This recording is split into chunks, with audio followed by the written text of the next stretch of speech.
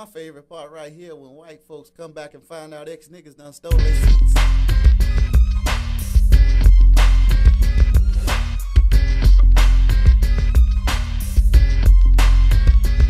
This is a message to the black man in America.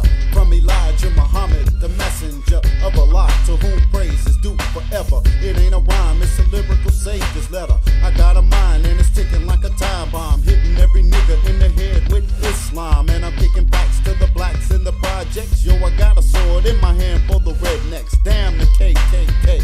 You cross burning Peckerwoods wearing a hood. Yo, we don't play.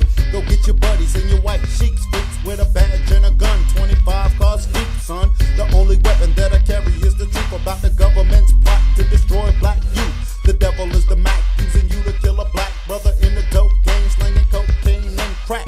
But if you're too damn blind, deaf, and dumb to understand where I'm coming from, we're the MESSAGE to the black man, AND, his enemy. The color man is the other man who took the brother man from the motherland, got them fighting one another and took our names from us. And our language plus lost the religion, the culture, the God of us, the enemy. Yo, he had to deceive us with a blind head, blue-eyed Peckerwood Jesus to make us permanent slaves. But Lazarus must be raised up to bust and plus to crush the devil who put us all in a fine mess. Gave us a fake God and fed us wine flesh. You made us call you master, you bastard. Put us in your church and gave us your pastor, saying we shall overcome, but none overcame. Ain't a damn thing changed and you still got a slave name. Your brain is trained in the pain, never sick man. Begging a rich man, sinking like quicksand. Cause Babylon the great is falling and calling us all in. But you don't wanna get involved in America's evil, wicked way of life and separate from the goddamn white man. Damn, Uncle Sam better know as the color man. Read the final call, fall of America.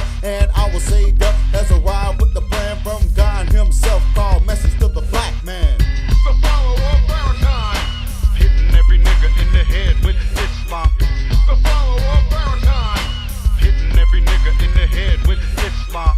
The follower of Farrakhan, hitting every nigga in the head with Islam. The follower of Farrakhan, hitting every nigga in the head with Islam. A slave and his master can never be equal, so we gotta separate the good from the evil. And if you get mad time and wanna pull a trigger, then you ain't nothing but a white man's nigga. Buck dancing, boot licking, feet shuffling, loving the devil that gives you nothing but hell, suffering, death, and slavery is all that America ever gave to me. So when we strike black, run for the border. No devils allowed in the new world order. Black man, you better take a stand, it's a must. Cause Minister Louis Farrakhan has already warned us. The rhyme is coming, the time is coming to fuck a white boy up for even looking at a black woman. And you don't need a white girl either. You're sick enough without jungle fever. First love yourself and know yourself and go for self. Don't depend on anyone else. Say yo, Lincoln freed you. So now you need to stop begging white folks to clothe and feed you. Get off the plantation, build a new civilization. Be a part of your own black nation and do for self or suffer the consequences. ISLAM is a business. So damn, Uncle Sam better know as the color man. Read the final call, fall of America. And our savior has arrived with the plan from God himself, called Message to the Black Man. The follower of Farrakhan, hitting every nigga in the head with Islam. The follower of Farrakhan, hitting every nigga in the head with Islam. The follower of Farrakhan, hitting every nigga in the head with Islam. The follower of Farrakhan, hitting every nigga in the head with Islam.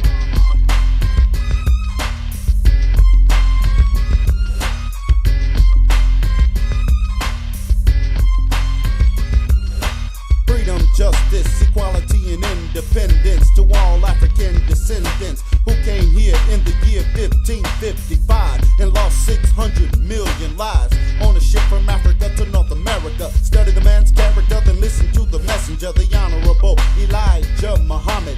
Dropped the supreme wisdom atomic bomb, but you ridiculed and rejected him. Very few of you niggas accepted him. You love to argue, but hate to listen. You condemn the Muslims, but you ain't a Christian. Well, what is a Christian? One who is Christ-like, not one that eats the pig and smokes the pipe, right? Adulterous, fornicators and hypocrites, saying God's a ghost who had sex with an innocent white woman. But Jesus is black, so why the hell are you waiting for a white man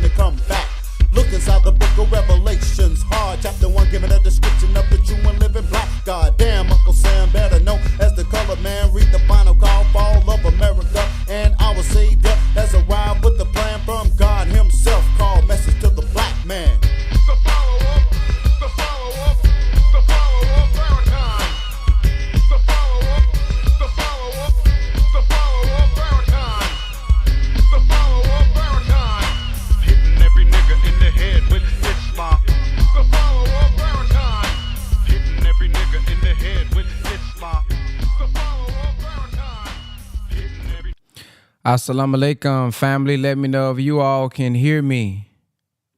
Let me know if you all can hear me. We got a power call this morning. Welcome to your power call. Thank you all for tuning in on Zoom.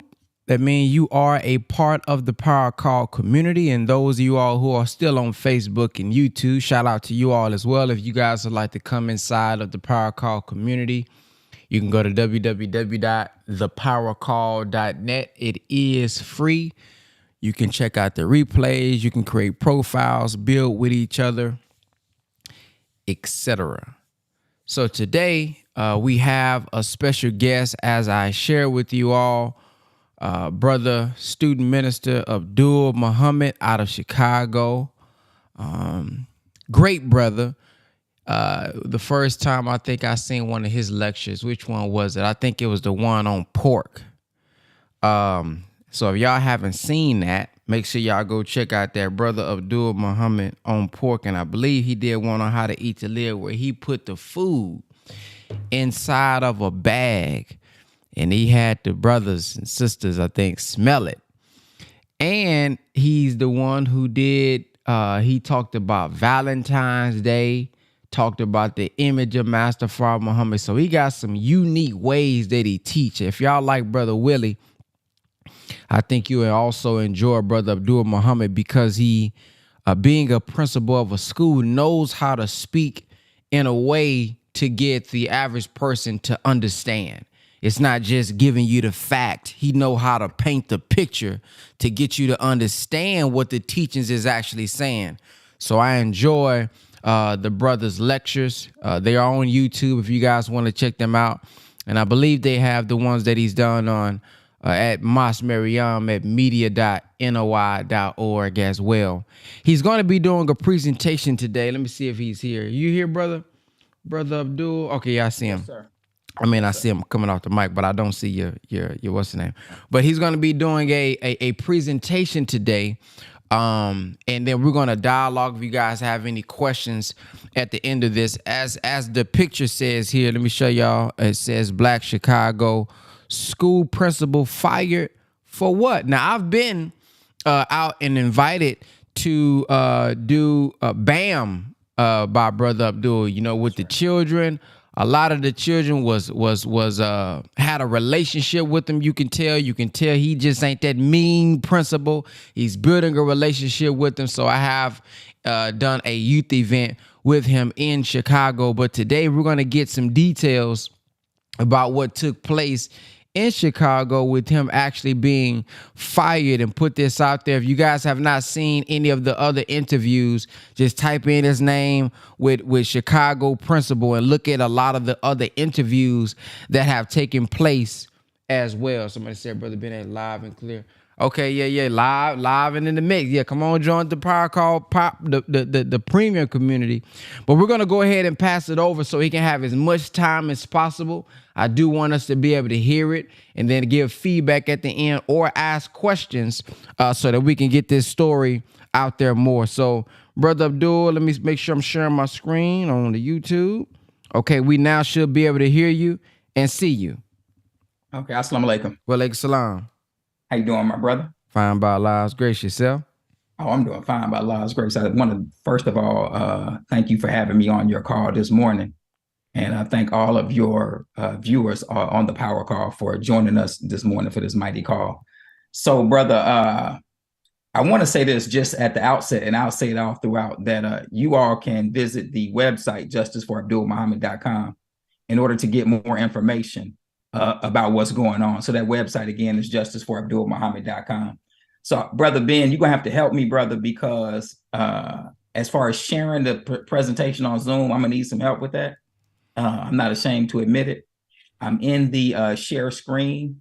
Is there something I need to click on? So, yeah, when you hit share screen, that green button, and then once it shares, it should tell you, it should ask you what do you want to share. Oh, I see. I got it. Yes, sir. Thank you. That's all I needed. Okay. And I just put the website in the link for you guys, justiceforabdulmuhammad.com. Y'all click on that. Okay, so let me see how I can do this.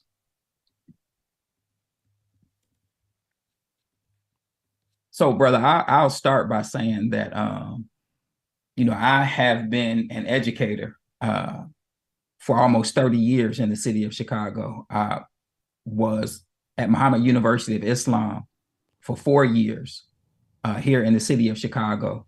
And I was in Chicago public schools for 25 years.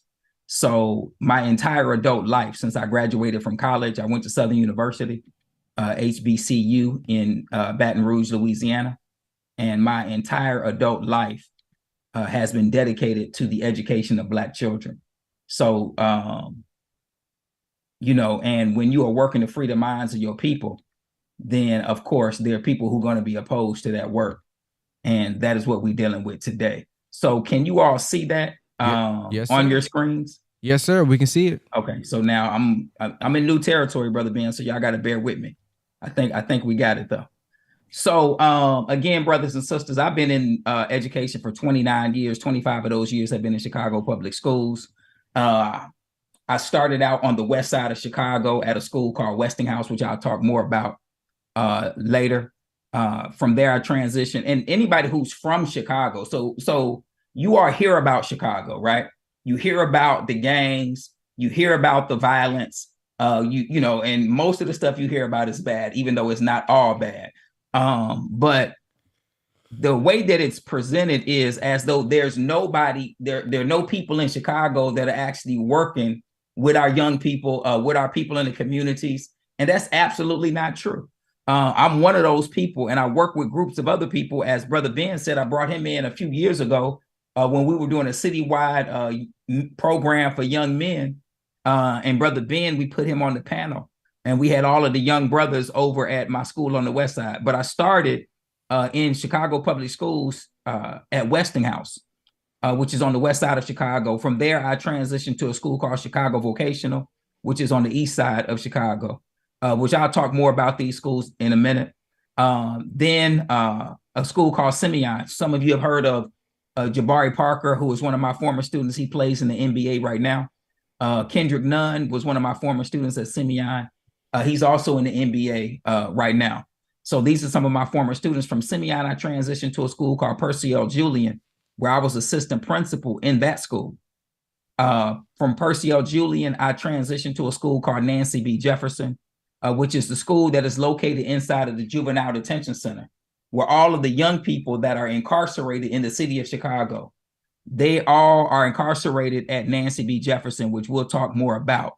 But I was their assistant principal at that school. And from Nancy B. Jefferson, I transitioned to Douglas on the west side of Chicago, and then from Douglas to Lindblom. So I'll go more into detail, but I want to start with this quick video from the press conference that we had with Attorney Crump on July 6th.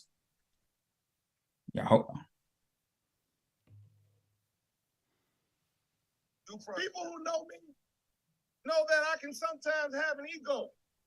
I thought I was the best principal in Chicago's history. You look at my emails, it says most awarded principal, right? It says principal of the #1 neighborhood school. I thought I was the best. And then I met Abdul Muhammad. Yeah. And it didn't occur to me immediately. Thank you, bro. I'm not playing. Those who know me know it takes a lot to get me to a point where I say I done found someone better than I think I am. It didn't occur to me immediately because the more I heard from this story, everywhere he goes, the team is rising.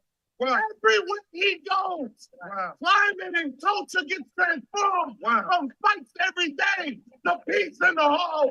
Everywhere he goes. And the thing that everywhere he goes, graduation rates go up. And the thing that finally hit me about him is why everywhere he goes, you see those things. It dawned upon me that this man loves Black children. Yeah. Okay, so brothers and sisters, I just wanted to share that video. That's Brother Troy LaRaviere, who is the president of the Principals Union, who's helping to lead this fight against Chicago public schools. And that was at our press conference with Attorney Ben Crump. And the brother is 100% correct. Everywhere I've gone in the last 25 years, starting at Westinghouse. When I was at Westinghouse High School on the west side of Chicago, I won the Teacher of the Year award for the city of Chicago. Now, brothers and sisters, this was a great honor. But the honor that I received was given to me by my students. The students are the ones that nominated me for this award. And the way the process worked back then, they don't do this anymore, but the way the process worked back then, your students nominate you, and your students are the ones, other students, not your students, but other students in the city of Chicago are the ones that select the winner. So the students at Westinghouse nominated me for the Teacher of the Year award. And then you had other students in Chicago that read the essay. You had to write an essay. They read your essay, looked at your documentation, and then other students, a panel of students, are the ones that selected a winner. So while I selected the winner, pardon me. So while I was a teacher, now brothers and sisters, and I'll show the video later, but I'll say this now. We're talking about the inner city in Chicago. We're talking about schools that look like Cooley High, right? Or some of these other schools that you see when you watch these movies about education. And the reality of what the schools really are is far worse than what you see in the movies. So now, when I was at Westinghouse, I couldn't even teach my class because the students would come by and visit me so much just to show me love. I can't even teach my classes. The students would tell me, when I was at CVS, the students would tell me, Mr. Muhammad, the only reason I'm coming to school is to come to your class. Once your class is over with, I'm going back home. So this is the type of educator that I've been for the last 25 years. So when I won the Teacher of the Year award, I was invited to City Hall.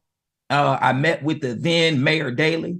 There's a proclamation that the city put out honoring me as the Teacher of the Year for the city of Chicago. Now, in all of my years, in the 25 years that I've been in Chicago public schools, I've never received any honor from Chicago public schools.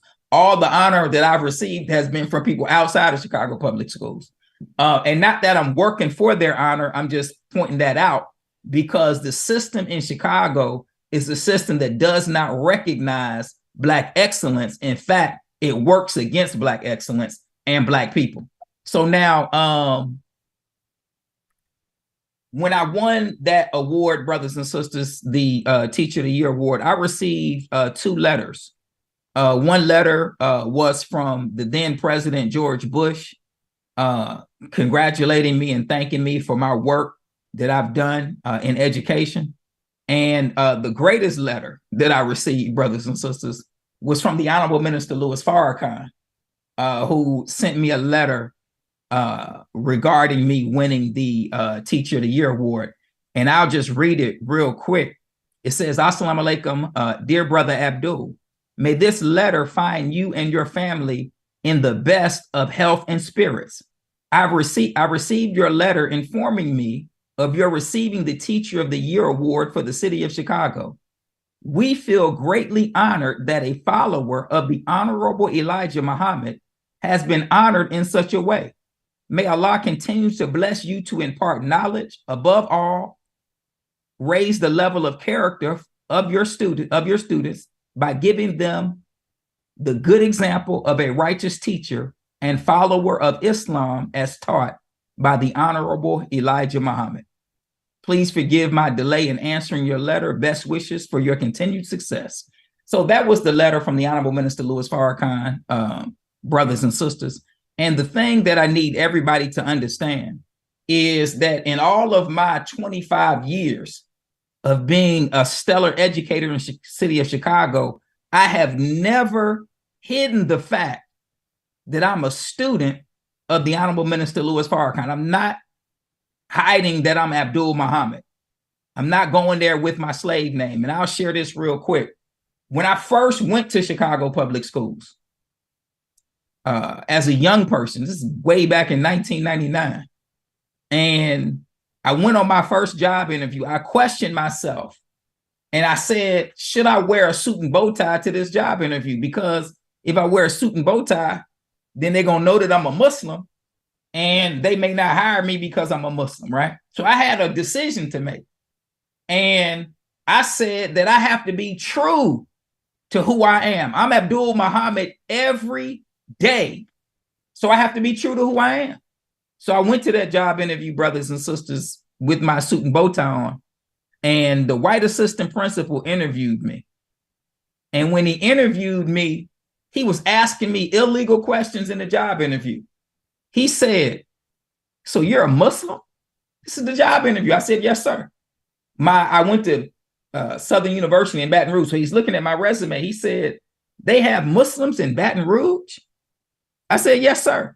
So, brothers and sisters, when I left, I walked out of that job interview and I was saying to myself, man, maybe I shouldn't have worn my suit and a bow tie because this man is in here asking me these questions, right? At that time, I didn't know they was illegal. I walked about 5 feet from the office and there's a sister coming down the hallway. Her name was Miss Johnson. Miss Johnson stops me and all she sees is what? All she sees is my suit and bow tie. She don't know me. And she says to me, "We're going to hire you. We're going to hire you." Shortly thereafter, brothers and sisters, I was hired. So I'm never hiding the fact that I'm Abdul Muhammad.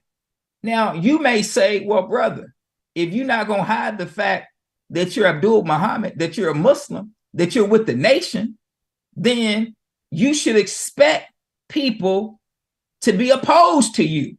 And you're 100% correct. And if that is what comes with me being who I am, then I'm willing to accept that 100%. But I'm never going to hide the fact that I'm a Muslim. I'm never going to hide the fact that I'm with the Honorable Minister Louis Farrakhan, and I shouldn't have to. Nobody else has to hide who they're with. If I was with any other religious person, I wouldn't have to hide the fact. If I'm living an alternative lifestyle, I don't have to hide that. If I want to use different pronouns, I don't have to hide that. If nobody else is hiding, why should I have to hide who I am? And this man gave me life. I'm never going to hide it. So whatever consequences accrue from me being true to who I am, I welcome every consequence. I'm not hiding the fact that I'm a Muslim. So there's that. And I've never hidden the fact that I'm a Muslim. And brothers and sisters, the doors of opportunity have not been closed to me because I've never hidden. So doors open all the time. And they open on the fact that I'm a follower of the Honorable Minister Louis Farrakhan. I'm just telling y'all, so you don't have to hide who you are. You need to be who you are, accept your own, and be yourself. So this is exactly what I did. And this is exactly what I'll continue to do. It doesn't mean that people were not opposed to me. Doesn't mean that, because I've been opposed since I've been in Chicago public schools. And all I've done for 25 years is transform the lives of Black children. I can point to the children whose lives God has blessed me to transform just by my presence in the schools. I can point to them. So I'm never hiding the fact that I'm a Muslim. So that's never going to happen, brothers and sisters. So now I won the Teacher of the Year award. Brother, when you went to the Teacher of the Year award ceremony, did you wear your suit and bow tie in? Absolutely. You see me. Let me go back in the presentation. I'm with the mayor. That's Mayor Daley. We at City Hall. And when the moderator who was conducting the ceremony for the Teacher of the Year award, when he called my name, Mayor Daley was sitting down with his, they didn't have cell phones back then. He was sitting down with his face down. And the person who was announcing the Teacher of the Year award and said, and whatever he said, we want to honor Abdul Muhammad. Mayor Daley looked up and looked me dead in my face, because Mayor Daley knows what Abdul Muhammad represents. Then about a week or two later, the mayor invited me to his office for a private meeting. So now, brothers and sisters, I'm not hiding who I am, and I never will, and neither should you. So let's continue. So when I was at Westinghouse, this is where I won the Teacher of the Year award for the great work that I did with the students in the city of Chicago. And I transitioned from Westinghouse to a school called Chicago Vocational High School. Well, let me go back. Let me show this video real quick, brothers and sisters. This is when I was on the news. This is the night before the ceremony. I didn't know that I won. I just knew that I was nominated at this time. And there were 11,000 teachers that were nominated for this award. And out of 11,000 teachers, your brother was one of the winners. I'll play this video real quick. Thank you very much, Susan. This morning, we're taking you to the Academy Awards for teachers. Tonight, Westinghouse Career Academy High School, Abdul Muhammad is up for the highest honor, Best Teacher. And student Darlisha Miles nominated him, and they both join us this morning. And thank you very much for being with us. Congratulations on being nominated. And Darlisha, thank you very much for joining us this morning. Let me start off with you, Darlisha. Why did you pick this wonderful teacher to be nominated for this wonderful award? Well, I picked Mr. Muhammad for this award because he's a great teacher. Students learn Black history facts every day, all type of things. Queens of Africa, all type of things. Port we go, we gun, everything that we do. And Mr. Muhammad makes sure that his students learn, and he goes beyond by creating activities that get us interested into wanting to do things, making school fun, and just motivate us. That's awesome. Now, let me ask you this, Abdul. I mean, listening to her, I'm getting chills because, when you see a student motivated and excited about learning the way she is, and you're an educator, so that just must make you feel incredible. Tell me about that. Well, it is an incredible feeling because, every year when I start the school year at Westinghouse, of course, the students, they come in and they look at me funny. But by the end of the year, the students, they enjoy my class. They love my class. I can't even teach. Why do they look at you funny? Because, the bow tie part. I wear a suit every day. So, they're like, what's this, And by the end of this year, I have students coming back to visit me from years before, so I can hardly even teach my class for the students coming by my room to see how I'm doing. And I just bring excitement. I, try to bring creative activities for the students to enjoy. I understand you put a film together for Black History Month. Yes, sir. Right? Yes. Tell me a little bit about that. Well, every year there are students in the school who rap and make up their own songs. So I said, well, why don't you all make a song for Black History Month? So I took them to the studio. We recorded the song, and we did a music video for the song, and we showed the video to the students at Westinghouse, and they enjoyed it. We did that for 2 consecutive years. So now we have 3 songs that we've done total for Black History Month and 2 music videos that we've done. That's wonderful. Darlisha, did you get a chance to participate in that project or some other? Tell me about a project that you were participating in. Well, I participated in the invention program that we did. We was in a group with our classroom, and we worked on different types of inventions that will help the society today. Wonderful. So you're hoping that Abdul wins? Yes. Actually, it's probably Mr. Muhammad to you, right? Mr. Muhammad wins. Tell me a little bit about this competition. I understand there are 1,100 teachers that have been nominated, so it's tough competition. It's a tough competition. It's the Squad Performance Plus Awards, and it's different than any other teacher competition because the students, they select the finalists, and students also select the winners. So 78 high schools out of 85 participated this year. They had a record-breaking number of 1,100 nominations. Out of those 1,100, the students knocked it down to the last 24. Okay. So I was blessed to be in that number of 24, and we'll find out tonight who the winners are. Absolutely. Well, I want to wish you the best of luck. Very much. I think you do a wonderful job, and I can just see the incredible enthusiasm that you have for teaching, and I can see what it's done for your students. So I want to thank you both for being here. Thank you very much. And again, good luck tonight. Thank you. All right. Are you going to be there tonight, Billy? Yes, I will be there. Let's hope he wins.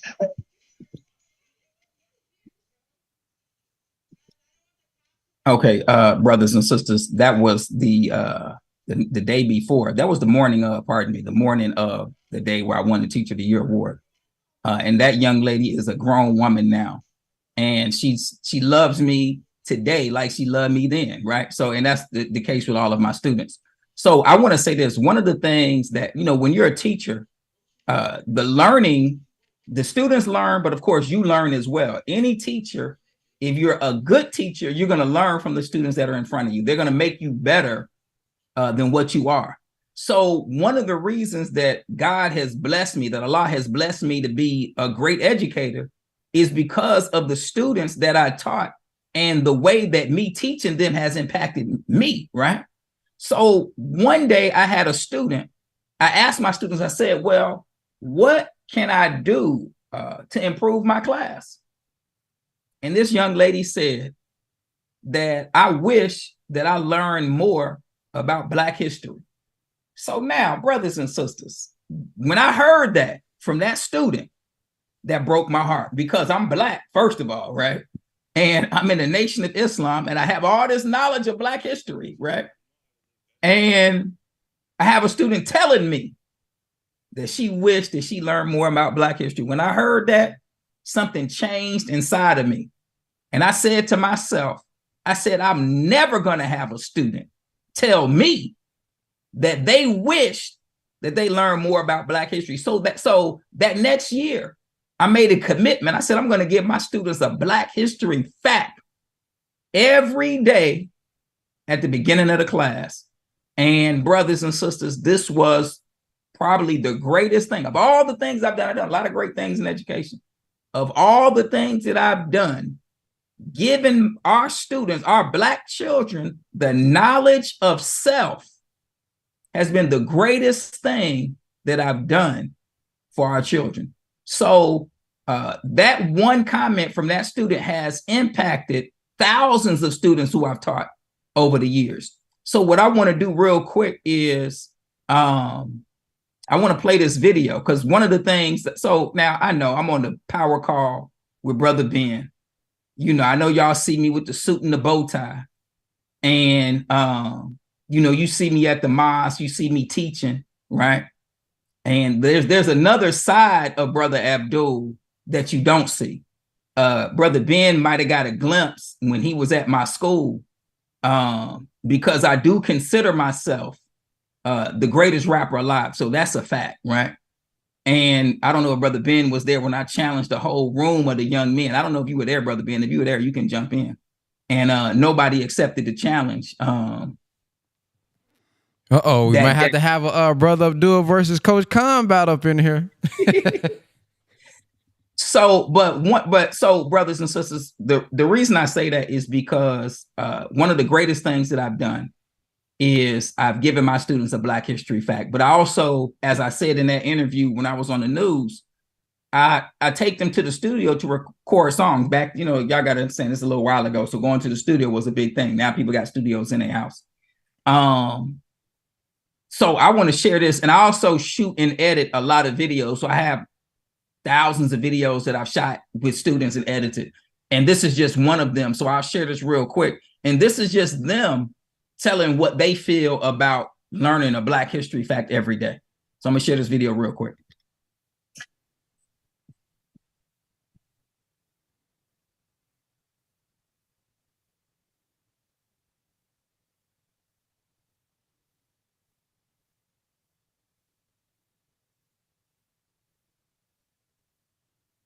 You know, man, so much it's inexplainable. I mean, Black history is Black history. Important to me because it helps me to understand people like Sarah Boone and Marcus Garvey, Nelson Mandela, and Hotel. It's teaching me about my history and stuff and the Black people I never learned from in my life. So they got me. Oh, my bad, brothers and sisters. Hold on.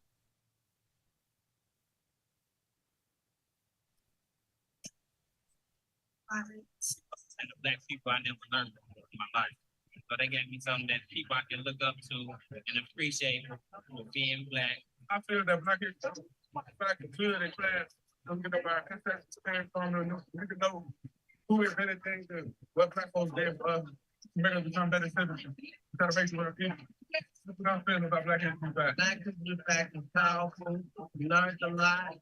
Know more about our culture, our history, where we came from, what about Black people, and how they bring their life for us. Black history fact, I learned that Black history did more stuff than I did at first. And I think that's important for all of Black people to know what that other Black people and all the things that they went through and how the white put them through so much stuff and what they went through to free the Black, to free the Black so they could be free. I mean, the struggle that they have faced, like the tears, despair, movement, slavery, just thinking about the things that they have done, it helps me to once reach my goal even more. I learned that we did more than what we expected we did, and that we accomplished more, and that we smart too. And white people ain't doing, white people taking what we did, and we trying to say they did and doing what we did and stuff like that. And it's important because we need to know more of what we did. Okay, brothers and sisters, that was just a quick video of my students giving feedback on learning the Black History Fact. I have, like I said, thousands of videos, or hundreds, let me say, hundreds of videos from my years as an educator. So let's continue on. So, brothers and sisters, you know, I was nominated. I transitioned from Westinghouse to a school called Chicago Vocational, which is on the east side, right around Mount Marion. And the students say CVS stands for crime, violence, and sex. And if you when I walked into CVS, Chicago Vocational High School, this was Cooley High on 10, right? So, you know, but my time there, you know, I was blessed to work to help to transform the school and do a lot of work on behalf of those children. The students at CVS love me the same way the students at Westinghouse love me. So in 2004, I was nominated twice for the Golden Apple Award. The Golden Apple is the highest honor that a teacher can receive in the United States of America. And I was nominated in 2004 and 2007 for the Golden Apple Award for the work that I did at Chicago Vocational High School in teaching. Now, also, brothers and sisters, I always have gone above and beyond as an educator, always gone above and beyond the call of duty. So every museum in the city of Chicago, every museum that is in this city, I have taken Black children to that museum. When the King Tut exhibit came to Chicago in 2007, this was the last time King Tut was leaving Egypt, the exhibit, and it was at the Field Museum. I took the students from Chicago Vocational to the King Tut exhibit. Now I know some of y'all asking, but see, did you teach them that the Egyptians were Black? You already know. I just said I did a Black History Fact every day. So you already know that I taught the students that the Egyptians, including King Tut, were Black people. So now they got all this knowledge. And then I learned that the King Tut exhibit is in Chicago at the Field Museum. And this is the last time King Tut's exhibit is leaving Egypt. So I get the Black children from the east side of Chicago, straight out the hood. I get them and I take them on a field trip to the Field Museum. When we get there, we walk in and the lady says, the Black security guard says to me, "You're the only Black school that came to this exhibit. No other Black schools came." That's the first thing. We're walking through the exhibit. Now I have a group of students with me. And we're walking through. We don't have a tour guide. I'm the tour guide. So I'm breaking down everything in the exhibit to the children. And so, you know, our children think like when you get around white people, you're not going to say the truth. So you talk all that Black talk at the school, but now we're here in the museum with these white folks. Are you going to talk that Black talk in this museum with these white people? And you already know what happened. I was in the museum teaching them the same thing that I taught them in the school. So I got a crowd of students. So now white people are joining the crowd because they want to learn too. Now we get to the end of the King Tut exhibit, right? This is a true story. And I don't know if I didn't know I was going to talk about this, but I wish I would have put it in here. There's a picture of, they say it's the new picture of King Tut, but it looks like Britney Spears when she shaved all her hair off, right? So I had already taught my students about it. When we were at the school, I already showed them the fake picture, and I already showed them how the Egyptians who lived and knew King Tut portrayed King Tut as a Black man. So they already got that. So we get to the end of the exhibit, and there's this huge picture that the National Geographic put of this white King Tut. And I walk up to the picture and I point to it, but I touched it on accident, right? And I say, "See, this is what I'm talking about." And the whole damn picture fell down, right? All my students scattered like roaches, right? Because they figured like, man, he about to get in trouble now. True story. One sister stayed by my side. Everybody else scattered, right? So now the lady from the museum, like, "Oh my God, they're destroying the museum." She picks the picture up, puts it back on the wall. So then this white man comes up out of the crowd, and he comes to me like he's about to challenge me. So now the students ran again, right? And still the only sister that was there before is still standing right there. But brothers and sisters, the white man didn't come to challenge me. The white man came to bear witness to the truth of what I was saying. So, but these are the experiences that I gave my students. Every year I took my students to the Black Holocaust Museum in Milwaukee on a coach bus every year. There's a brother, his name is James Cameron. Most of you have seen the picture of the two black men that were lynched in Marion, Indiana. And you see the white man pointing up at him, right? If you've seen that picture, put something in the chat to let me know you saw that picture. It's two black men hanging from a tree, and you see the white man looking at the camera, and he's pointing up at the two black men. That was in August of 1930 in Marion, Indiana. Now, that was Thomas Smith, I believe. But there was a third person that was supposed to be lynched. His name was James Cameron. There's a documentary that you can get called A Lynching in Marion, where James Cameron talks about what happened to his two friends, Abraham Smith and Thomas Ship, I believe their names were. And but he was supposed to be lynched that night with them, right? But he wasn't lynched because they had been accused of robbing some white people. He said he ain't got nothing to do with it. He ran, he left. So he wasn't lynched. But when he couldn't stay in Marion, Indiana, you know that, because they was going to try to get him. But he was the third person that was supposed to be lynched. So he moved to Milwaukee, Wisconsin.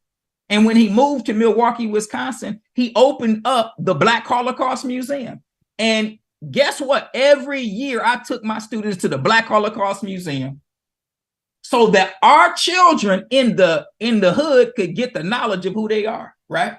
So that's something we did every year. Every college fair that took place in the city of Chicago, Mr. Muhammad took them to the college fair. Was it on a school day? No, it was on a Saturday, but I'm so committed to my children that I took them on a Saturday. So this is my commitment to Black children, brothers and sisters.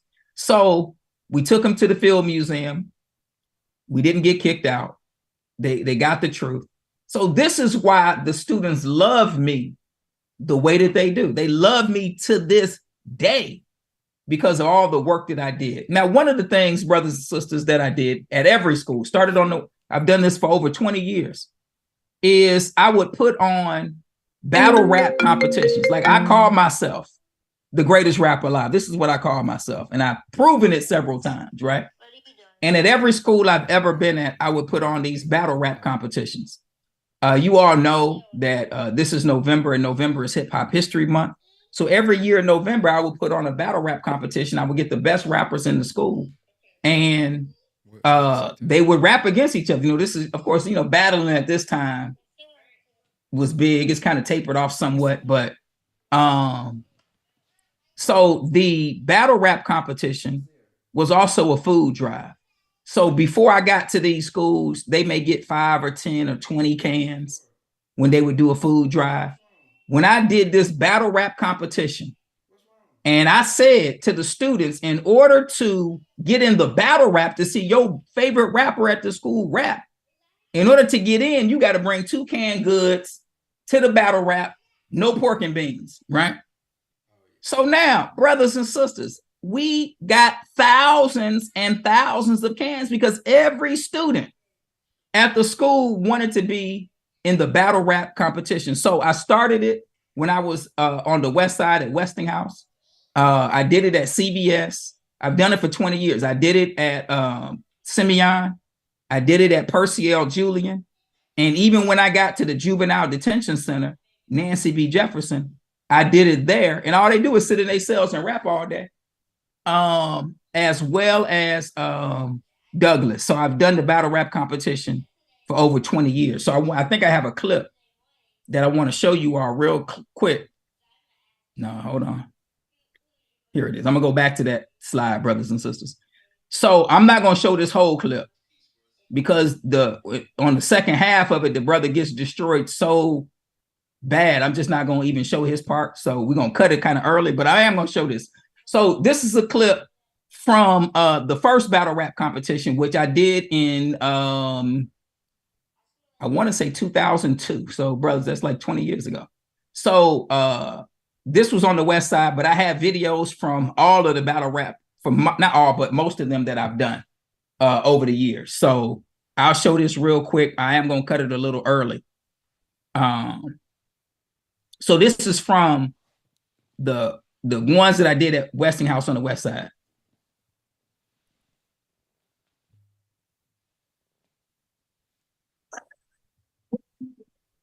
They go back when I let you wanna grab, but they wanna give you the blow when I let you wanna go.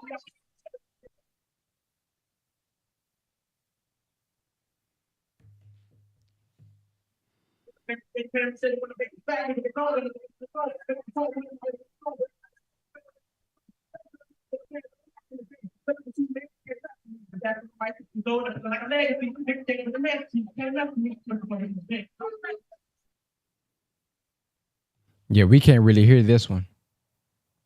Hey, let me just editorialize this real quick. So this is Westinghouse. This is a black school on the West Side, as you can see. Now, brothers and sisters, it wasn't no fights, wasn't no behavior problems, none of that. And we in a room with literally hundreds of students in the room. So now, but let me just give y'all some background. The brother who is in this that just got finished rapping, he wasn't supposed to be in the battle rap, but the other guy, his name is Melvin, his competition didn't show up. So you know me, in classic fashion, I just asked, does anybody in the crowd want to do what they can do? And so that brother who just rapped came out of the crowd and spit those bars. Now, when this video pans, you're going to see a group of young brothers on the side, and they were Melvin's friends. And they're going to be like, because they don't even know if he's going to be able to handle this situation. But we're going to play the video.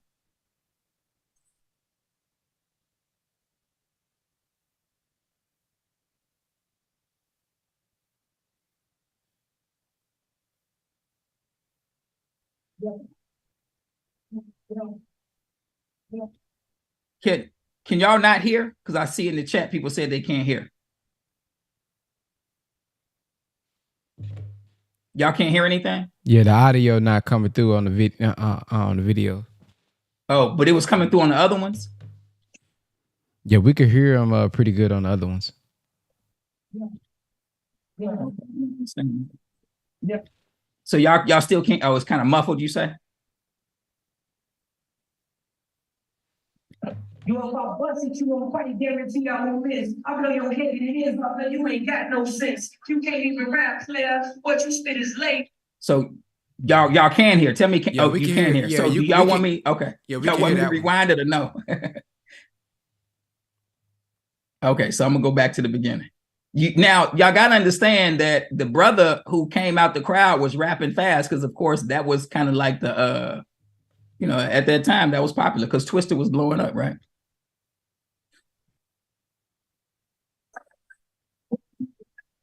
They go back when I let you wanna grab, but they wanna give you the blow when I let you wanna go.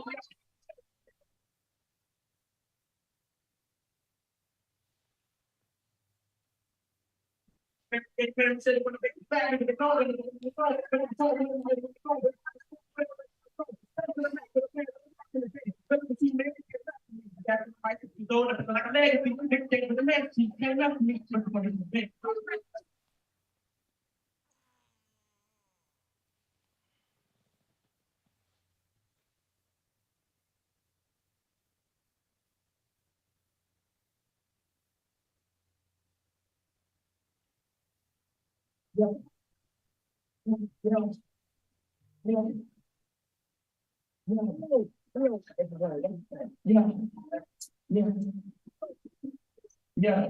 You a pop bust it, you won't fight, guarantee I won't miss. I blow your head and it is, but you ain't got no sense. You can't even rap, player. What you spit is lazy. My flow so high, man, bleach can't fade me. I promise when it's over. I promise when it's over, it's going out in the blaze, because I'm gonna blow you down like they did the World Trade. It's something real funny that be making me laugh. It's something real funny that be making me laugh. You got on clean clothes, you didn't even take a bath.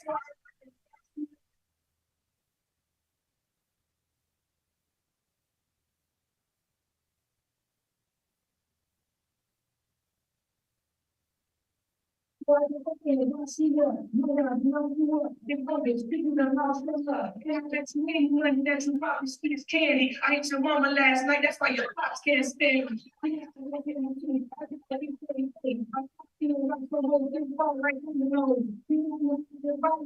don't let me down. Only thing you're burning is girls, because you know you got crowds.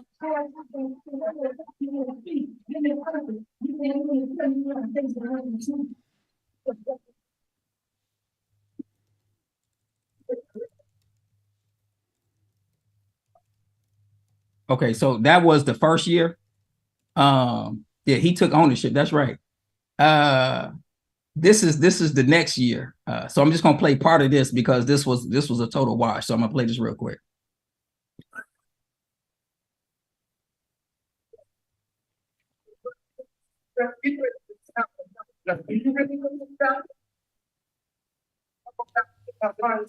And his rappers like his son, he's thinking like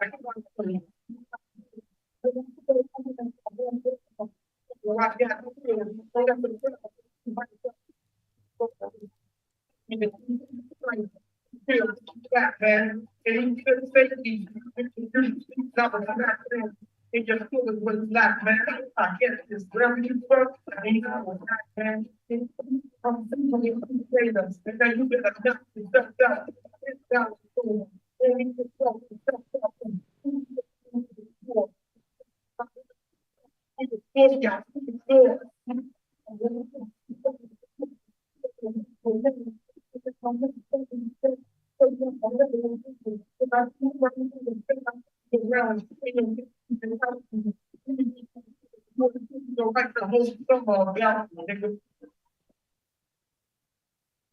Okay, brothers and sisters. Yeah, that one was a wash right there. So we're gonna stop it right there. I apologize for those that couldn't hear it. Yeah, Brother Ben said sometimes when it's music, it kind of gets muffled. So, but just to show you all, that's my only point of even having this video. So I would do these battle rap competitions every year. The students would have to bring 2 canned goods to get in. Over the years, we raised thousands of cans when I was at Chicago Vocational because they had like 2,000 students, and 1,000 of them would be in the rap battle. One year, the Greater Food Depository of Chicago, where we would donate the cans, they brought a truck, but the truck wasn't big enough to get all the cans. So they had to go and get another truck in order to get all of those cans out of the school. So brothers and sisters, this is the work that I've done, always going above and beyond the call of duty. So again, I just want to share this real quick. And I'm sharing with you all what I've done as an educator and my 25 years of work on behalf of Black children. I'm giving y'all just some highlights of it, right? So when I was at the school, Nancy B. Jefferson is a school that is located inside the Juvenile Detention Center. So what that means is that any young person 17 or under that gets incarcerated, right? They that do enough crime to get incarcerated, let me say it like that, they are locked up at the Juvenile Detention Center. And there's a school inside because, of course, they have a right to an education. There's a school inside the Juvenile Detention Center. That school is Nancy B. Jefferson. When I left Julian, I went to Nancy B. Jefferson to be the assistant principal. And just to briefly touch on Julian, Julian is located on the 103rd Street in Chicago, what in Chicago people call the Wild Hundreds. So you already know when I got to the school, and I'll show these pictures in a minute. When I got to the school was off the chain. And at Julian. And when we were at Julian, myself and the brothers and sisters I worked with, we transformed that entire school, brothers and sisters, from fights every day, 2 or 3, to literally no fights. We minimized the fights. I'm not going to say it was 0 fights, but it was a far cry from what it used to be. When they got out of school, the students would be in the middle of the street on 103rd fighting one another.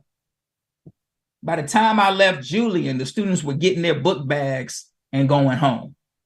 So now I work in Julian to turn the entire school around. Not only did we increase the graduation rate, improve the grades of the students, increase the attendance of the students, all the academics, but we made sure that the students that attended the school were safe. When I got there, you had parents coming up to the school to jump on students. You had people coming out the neighborhood trying to look for a student at the school to jump on. We shut all of that down. So, brothers and sisters, when my last year at Julian, we invited the Honorable Minister Louis Farrakhan to the school, and he accepted the invitation. And as you can see, he spoke to the entire school. We put every student in the school in the auditorium with the Honorable Minister Louis Farrakhan.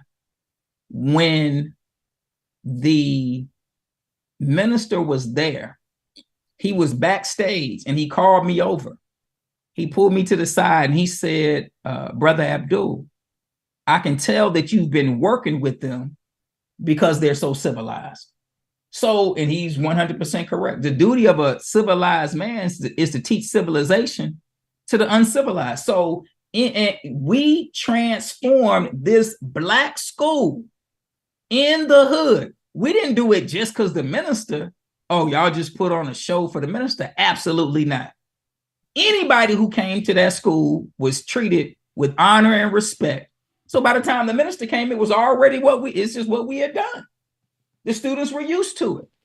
So, and brothers and sisters, this was not without resistance. My first day at the school, there's a brother, he's like 6'3", walking through the hallways, got his headphones, he ain't paying attention to nothing. I tapped the brother on the shoulder. I said, brother, you got to take them headphones out. This brother looks down on me and says, man, you don't get the out of my face. So, you know, my collar was just on fire. It's like fire coming out of my neck, right? So now, but of course, you know, I ain't no punk either. So I didn't just walk in the other direction.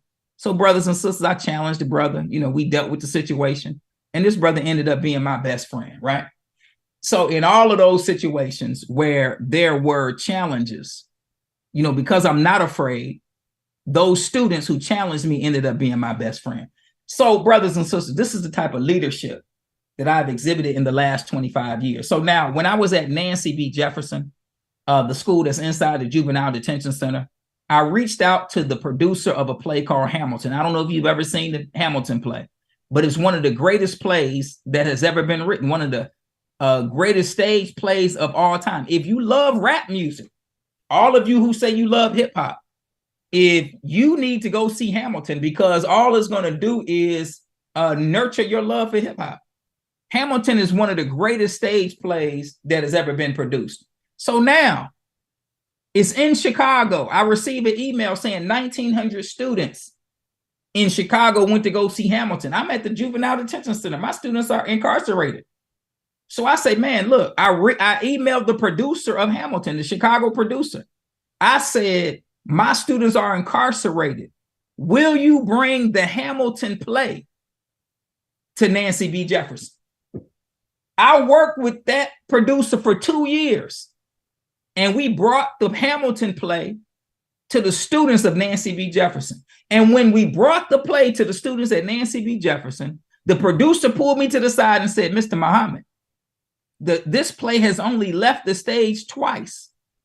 Once when we brought it to the White House for Michelle and Barack Obama, and the other time is when we brought it to the students of Nancy B. Jefferson. So this is the work that I've done on behalf of Black children in the city of Chicago for the last 25 years. This picture that you see, now this picture was taken March of this year.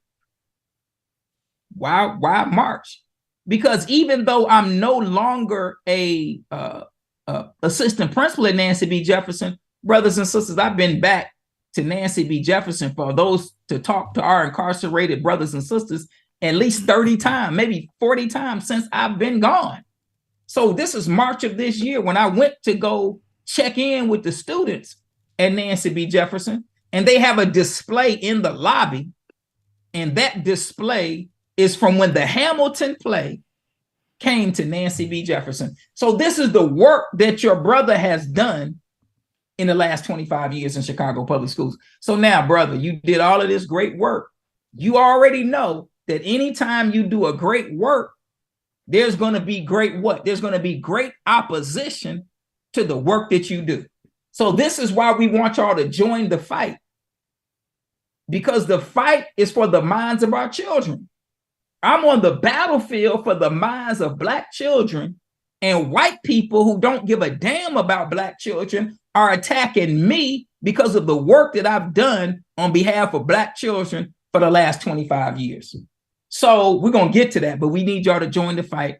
You can join that fight at justiceforabdulmuhammad.com. And I want to remind you, at no time in my 25 years did I hide the fact that I'm Abdul Muhammad, that I'm a student of the Honorable Minister Louis Farrakhan, and that I'm in the Nation of Islam. I never hid it, and I never will. So let's continue, brothers and sisters, because I want to get to you all's questions, and I got to deal with what's going on, but I got to give y'all background so y'all can understand that these people who are attacking me, and by attacking me, attacking us, they're not attacking somebody that's just been sitting in a corner for the last 25 years. They're attacking one of the best educators in the city of Chicago and has transformed every school that I've walked into by the grace of Allah. So let's move on. So now this is just some of the things. This is the event that Brother Ben was at. We had Brother Chance the Rapper was there. Brother Cowboy was there. And just so y'all can understand, brothers and sisters, you know, I knew, of course, I know who Chance was, but I didn't know who Cowboy was. I'm gonna just be real. So when they told me, man, we're gonna have Cowboy come to the school, I was like, Cowboy? Who is Cowboy? So then I looked him up on YouTube, and this brother at that time, this brother's video had like 79 million views. So I said to myself, I must be a lame, because I don't know who Cowboy is. Then we went in, me, Chance, and Cowboy went into the auditorium with the 300 brothers, right? And every student in the room knew the lyrics to Cowboy's song. So it is what it is, brothers and sisters. But they came to the school. This is when I was on the west side. Brothers and sisters, this is me and Joakim Noah at Julian. Now, this, because we did a lot of different things. I work with Joakim on a lot of different things at the school. Joakim loves Black people. I'm going to say that. I need y'all to understand. Joakim Noah loves Black people. When I first got to Julian, he invited the students to the school, to the Bulls game. He said, bring me the 10 worst. I'm telling you what Joakim Noah told me. I want the 10 worst. We had just had a huge fight at the school. So I had 10. And we had the tickets. And we get to the school to pick up the students. And one of the brothers comes to the car smelling like weed. So he had to stay. We couldn't put him in the car. Sorry. You had to hit it before you came with us. Now you got to stay. You got to go back home. So now we got the 9. The 9 students, we go to the Bulls game. Joakim gave us VIP. We get the VIP entrance, right? We walk in. And one of the people at the VIP entrance is one of my former students just showing me love, right? So now we get into the game. We got great seats. The game is done. At the end of the game, Joakim is like, look, I want to meet the students. So y'all just wait for me. He goes, they get changed. They pull in the floor up at the United Center, right? Students waiting. They meeting all the other basketball players. They're excited, right? So then Joakim comes out and he greets the students, takes pictures with them. They're going crazy, right? So then he's like, man, so he asked me, he's like, man, well, what's going on with them? Because he asked for the 10 worst. I said, well, hey, they just had a fight yesterday, right? So Joakim is like, he gets the 2 brothers that was the leaders, because they just them fighting one-on-one. They don't go like that. It's them and they people. So Joakim takes a picture with both of them. He's in the middle. And he's like, man, y'all cut that out at the school. And that's all he said. And the next day, them brothers were friends. I'm just showing you the power of Black celebrities if they got their mind right.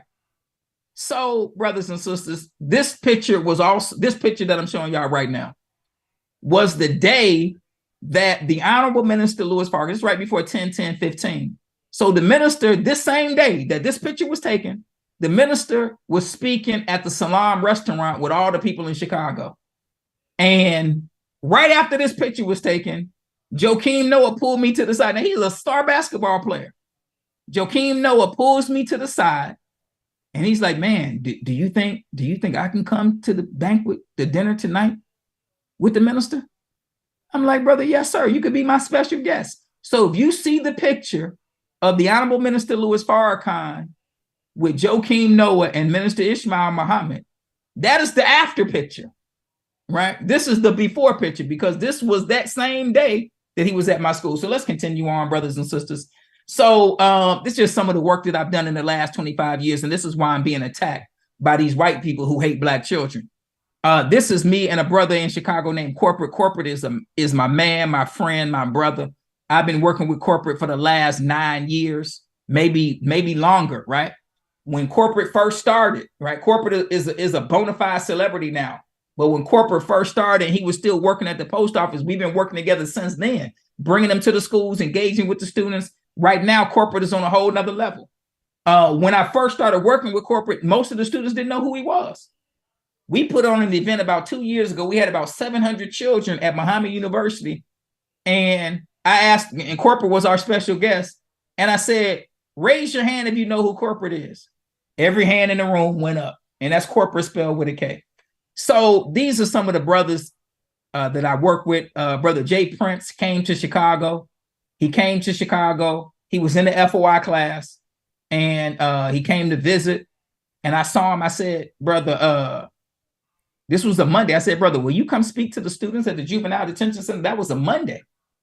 Tuesday, he was in the Juvenile Detention Center. This is the picture right here. The brother in the middle is the brother that's over the entire facility, a brother who loves me to this day because of the work that I did on behalf of those children in the Juvenile Detention Center. So, brothers and sisters, I'm sharing with you all some of the work that I've done. And I'm trying to get to the part where we want y'all to join in this fight. So I'm going to kind of go through it real quick, and then we want to go for questions. So real quick, brothers and sisters, not my last school, but the school that I was at on the West Side, Douglas High School, where I was the principal. I transformed Douglas. Again, this is a school on the West Side, neglected by Chicago, low attendance, fights every day, students having sex in the bathroom, people coming to the school, jumping on students. Your brother eliminated all of that. Now, if you look at this chart that I'm showing y'all, I just want to show y'all how God has blessed me, how Allah has blessed me to transform every school that I've walked into. At Douglas, as you can see from the time that I was there, this is what is called a freshman on track. This is the number of freshmen that are passing all of their classes. So the time that I was there, brothers and sisters, from 2015 to 2020, as you can see, we raised the freshman on track rate every year. From 65%, we brought it all the way up, as you can see, in 2018 and 2019 to 100%. 2019, 2021 are not there because those were COVID years. So let's go on real quick. This here is the graduation rate for the last from 2008 to 2021. Now, brothers and sisters, when I got there in 2017, the graduation rate was 61%, as you can see. We brought it up to 75%. And then eventually in 2021, as you can see, to 82%, which is the district average. And I'm only sharing this, brothers and sisters, because this shows you the transformational work that I've done. So now, what happened, right? So, and why we want you to get on this website, justiceforabdulmuhammad.com, and share this story with as many people as you can. So, although I've done this mighty work for the last 25 years, every time I work on behalf of our children, white people who hate Black children but are in front of Black children have worked to oppose me. Brother, when you were at the Juvenile Detention Center, did the white teachers there who saw your great work, did they oppose you? Absolutely. When I was at the Juvenile Detention Center, the white teachers and some Black ones, unfortunately, they were mad at the fact that I'm a Muslim, right? So, and I'm going to pause and go back to the Juvenile Detention Center. In 2016, Chicago Public Schools did an investigation of me in 2016 because of lies that white teachers at Nancy B. Jefferson told them. What did they tell them? They told them that I I was telling the students not to marry white people, right? Just insane stuff. That I was telling them to hate Jews and whites and all this crazy stuff. This is what they told the inspector general, right? So, brothers and sisters, in 2016, these white teachers, and now y'all got to understand, I need y'all to understand how corrupt these people are. We're in a place where there's children that have committed murder. When I first got to Nancy B. Jefferson, I met a student named Michael. He was reading the autobiography of Malcolm X. He sees me in my suit and my bow tie. He wrote me a letter and he said, I want to join the nation and change my name to Michael X. This is what the student told me. This is the first day I was at this place. So now, but I didn't know what Michael did to get locked up. Michael and his accomplice, who was also there, who also loved me, they robbed a cab driver, shot him in the back of the head and robbed him. So now, you mean to tell me that when I was at Nancy B. Jefferson, brothers and sisters, I did what the minister said he did when he was in New York. He said he would leave his office every day and go out on the street. And when he would go out on the street of Harlem, he would shake the hands of the heroin addicts. So what I did when I was at Nancy B. Jefferson, I would leave my office every day and I would shake every brother's hand. Now we talking about a school inside of a jail, and it's 85% Black boys. 85% Black boys, right? We're in jail. I got to go through 2 line scans just to get into the school because it is a jail, right? I would shake every brother's hand every day and talk to them. I will go up in their cells and talk to them. When I got ready to do the battle rap competition at Nancy B. Jefferson, which I did, I went to their cells and talked to them and told them what I was trying to do, right? So now, because I built these strong relationships with these brothers, this was the first time that they could put all the brothers from the various gangs, the BDs, the GDs, the Vice Lords, the Four Corner Hustlers, the Black Souls, the Latin Kings, the EBKs. The first time they could put them in a room together and it not be a fight. Now, you would think that if you care about Black children and you see a man coming in doing that type of work, that you would just leave that man alone and let him do his work. Absolutely not. So a group of white teachers and some Black ones, when I was at Nancy B. Jefferson, they lied to the inspector general, because in Chicago, you can just fill out a complaint and be anonymous. And they told all these lies, right, on me. What did they lie about? They said that, and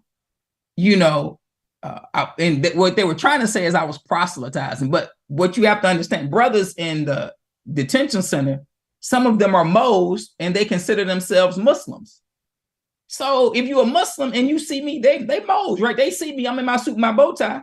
They say, Assalamu alaikum. I'm not going to say, oh, well, it's a white person standing there. I can't say wa alaikum salam. No, I say wa alaikum salam. So these white people wrote down, he said wa alaikum salam. I'm not making this up.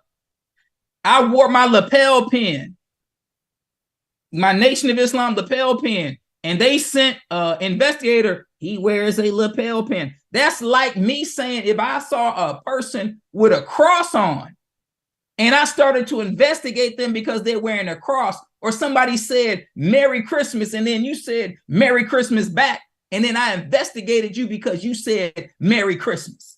It's insanity. But this is the level of hatred that these people have, not for me. It is for me, but this is the level of hatred that they have for Black children, but they're in front of Black children. So now the OIG investigated me for a year. I didn't even know I was being investigated. They investigated me for a year when I was at Nancy B. Jefferson. And they found out that I didn't do any of these things that these white people said I did. So the white people just lied, but they could lie anonymously, and I was under investigation.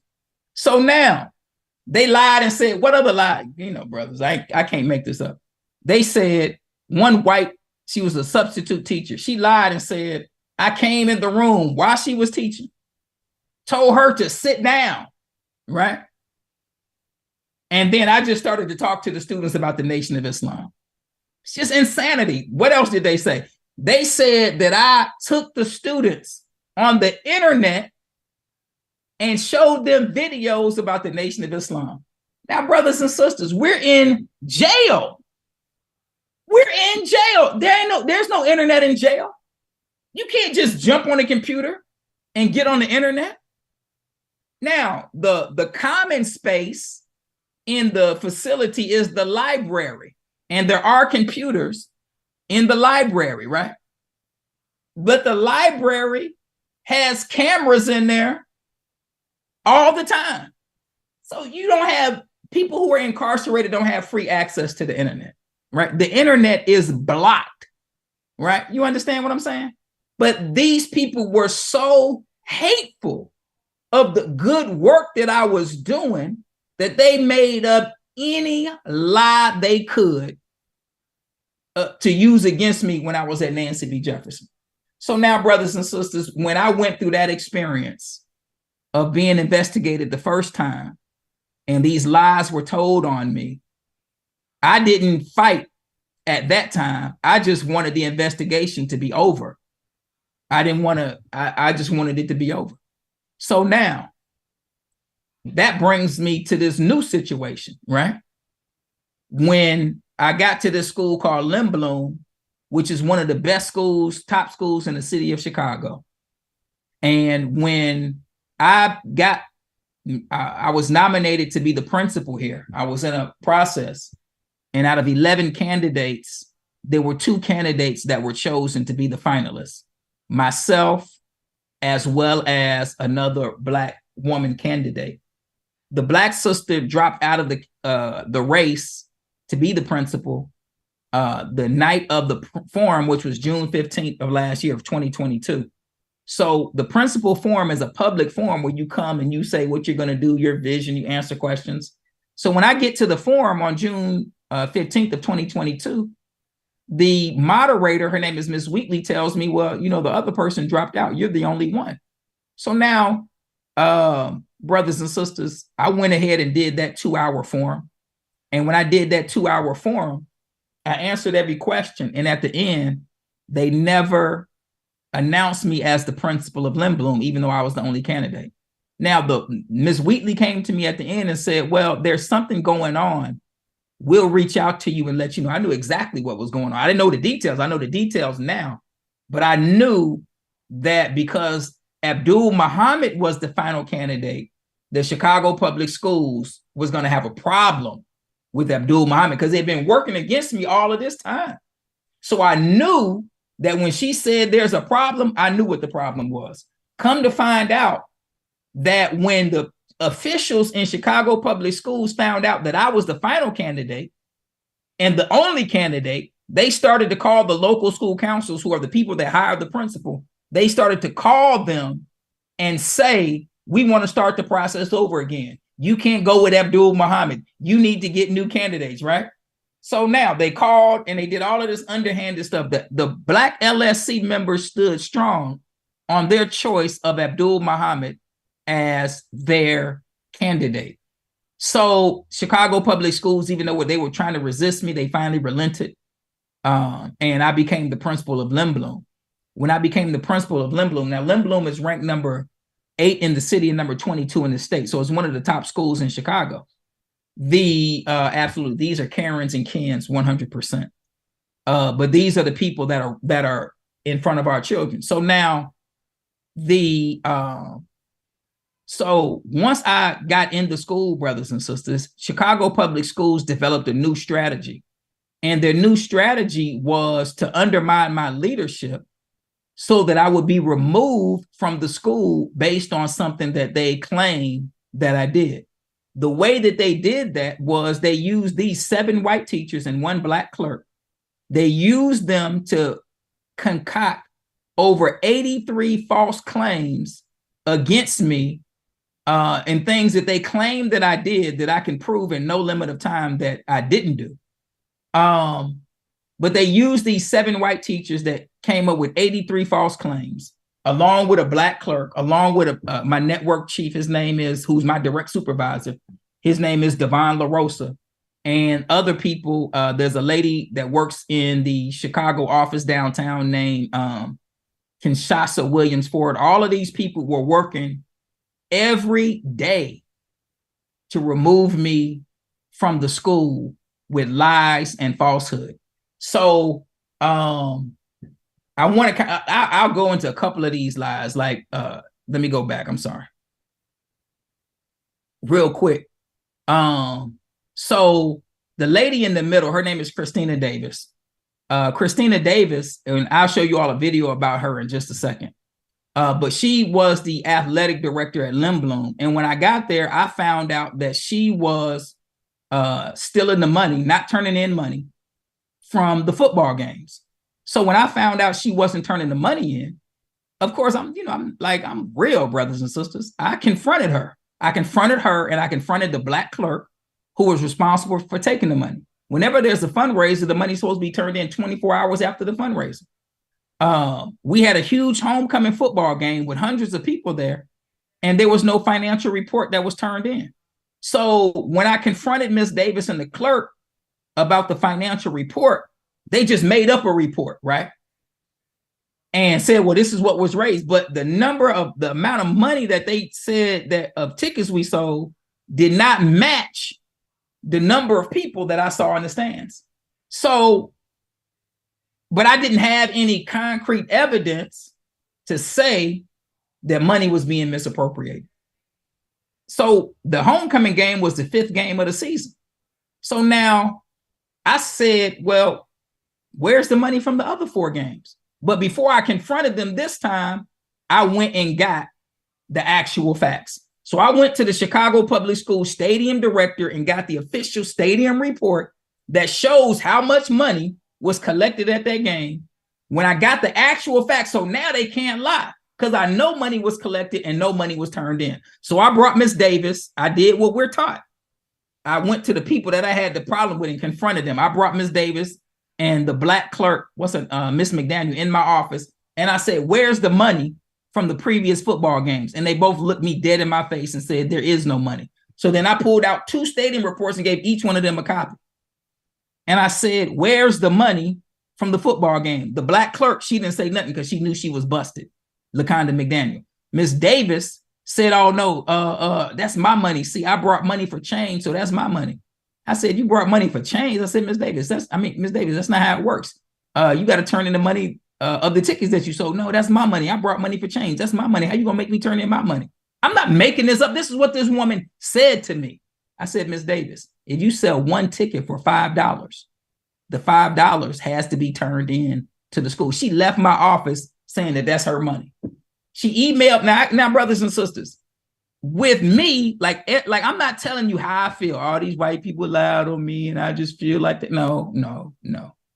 I'm telling you what I can prove with actual facts and documentation. I got the email from Ms. Davis where she admits that she did not turn the money in. I have all records and actual facts on everything that I'm talking about. So, but these are the lies that these people told. So this lady, Ms. Davis, because she was trying to steal from black people, she wasn't the only one. There were 2 other teachers that had thousands of dollars of black folks' money, not hundreds, thousands of dollars of black folks' money in their personal bank accounts.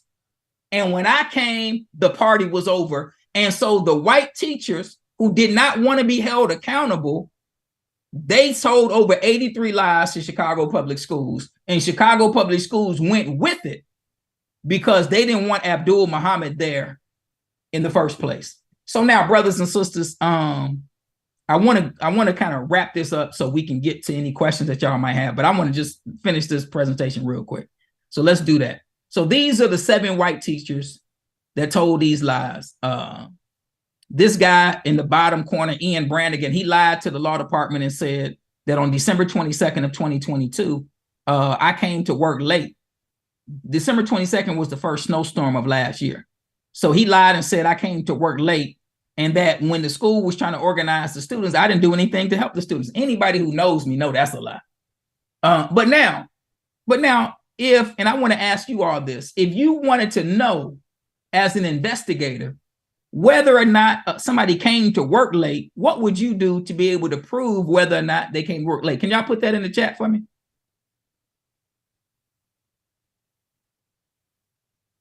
Okay, I see Brother Wesley. You're right, Brother Wesley. Right, exactly. You can look at everything that y'all saying. Exactly. Look at the camera. You can look at the time swipe. You can look at the time. Okay. So now, do you think that Chicago Public Schools, the investigative team, actually looked and see on December 22nd if I came to work late? Absolutely not, because they went with the I'm white and I say so. They took everything, every lie that these white teachers told. They took every lie and did not fact check one. They just believed them because they were white. So now, since they didn't look at the time swipe, I looked at the time swipe. And on December 22nd, 2022, and I got actual facts for everything. I swiped in at 7:46 on December 22nd. Mr. Brannigan swiped in at 7:47 on December 22nd. So now the CPS law department did not investigate any of the false claims of these 7 white teachers. But let's go to the real reason, brothers and sisters. I'm going to show a few more videos, then we're going to open up for questions. So the root of all of this is right here. Now, if you can see this, this is a Lynn Bloom teacher Facebook chat. I wasn't even at the school. This is before I even got to the school, right? I wasn't even at the school, and they're in a Facebook chat talking about my religion. Listen to this. This is from the clerk at the school. He's in a chat with Lynn Bloom teachers. The informant, that sounds like some COINTELPRO type stuff. The informant also said, if you don't look or act like him, talking about me, he will give them a hard time. They did not elaborate, but I took it to say, if you're white or gay, watch out. They are struggling on to say something. And the person told me they could not hold it anymore. And that is why they called. He will be voted with the contract. No one wants to go through this process again. Keep in mind, he belonged to the church, Nation of Islam. I really hope everyone is wrong. Happy Father's Day. Then somebody says, what's his religion got to do with it? Look at Nation of Islam. Look up. They hate Jews, whites, and gays. So, brothers and sisters, this is the root of their opposition, is because I'm a member of the Nation of Islam. Yeah, and can't spell, you're right. But I'm not going to hide that. So again, brothers and sisters, you had these 7 white teachers and 1 black clerk that told over 83 lies. So now I want to just show this clip real quick, because I need you to understand the audacity of these people. So this is a parent who had a meeting with Christina Davis. This is the athletic director that was stealing money from the school. I'm going to play this video, and then we're going to talk about it. Then we're going to move on so we can wrap up and go to questions.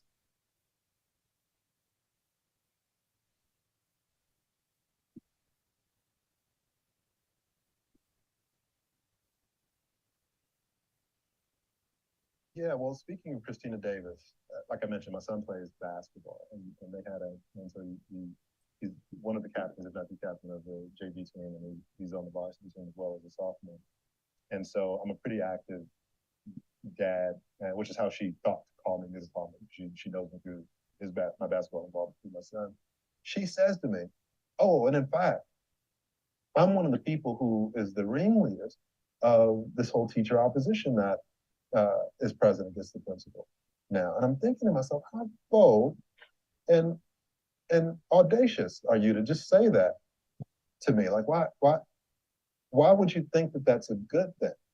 And again, I'm attempting to be as gracious and as diplomatic as I possibly can, and I end up ending out the meeting just to make a suggestion to her, to recommendation, say, hey, look, I know you're committed to getting the principal out of this position, but what I would suggest to you is that you attempt to work with it, because he's going to be the principal for as long as, even if he's the principal for another day.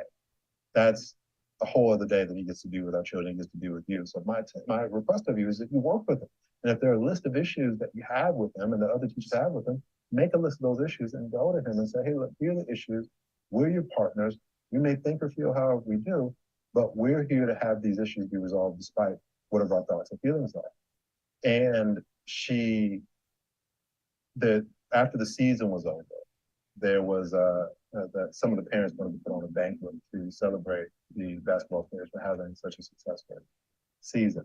And the woman who was leading this, coordinating this effort, she comes to me and she says, well, I'm attempting to put this banquet on. I'm attempting to work with Miss Davis, but I'm not sure why I'm getting all of the pushback and the resistance I am to wanting to have it where I want to have it and having the parents be involved. And she told me that we couldn't raise money from the parents. And maybe that sounds right. So I ended up going to Principal Muhammad, asking him, were any of these things that she was saying true or accurate, but we couldn't raise money for the event, we couldn't have it off-site. And he says, well, no, that's not true at all. And the more I started to talk to the person who was coordinating this event, the more I started to see that this woman, Miss Davis, was two things. Just based on some of the things she was saying, not attempting, and this dovetails back into something that she said during our meeting. And it was something to the effect of that it's very hard to even do the things that we would have been doing before, because we don't want this principal to have anything that he can point to and say, I did that. And she didn't say it exactly this way. That the last part was the way she actually said it. It's hard for us to do any of the things that we were doing before, because we don't want this principal to be able to point to our efforts and say, oh, I did that. Which to me is to say, you don't want this principal to have any wins during his administration.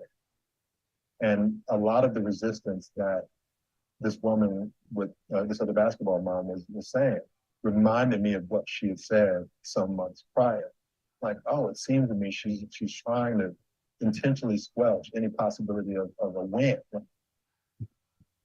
Okay, now, brothers and sisters, I need you all to just imagine a Black teacher in a white school who didn't like the principal of the white school that the white people elected, right? And that Black teacher telling a white parent that I'm the ringleader of the opposition against the white principal. Or if you're in a Hispanic community and you just 2 or 3 Black teachers in a Hispanic community, and one says to a Hispanic parent that they would actually pull this parent over to the side and say to the Hispanic parent that they're the ringleader of opposition against the Hispanic principal. I need y'all to understand the dynamic of Lindblom. Lindblom is a school that's never had a Black principal since the school reopened. The school reopened in 2005, and they've only had white principals since 2005, white male principals since 2005. So I'm the first Black principal at the school since the school reopened.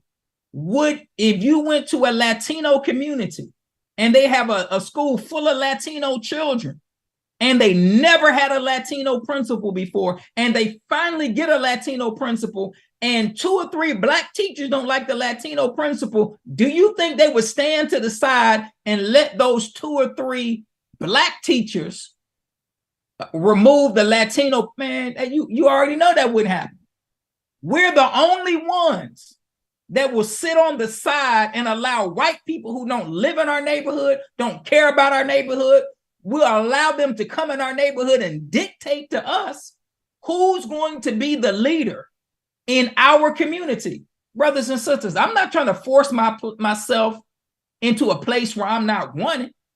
The Black LSC selected me as the principal.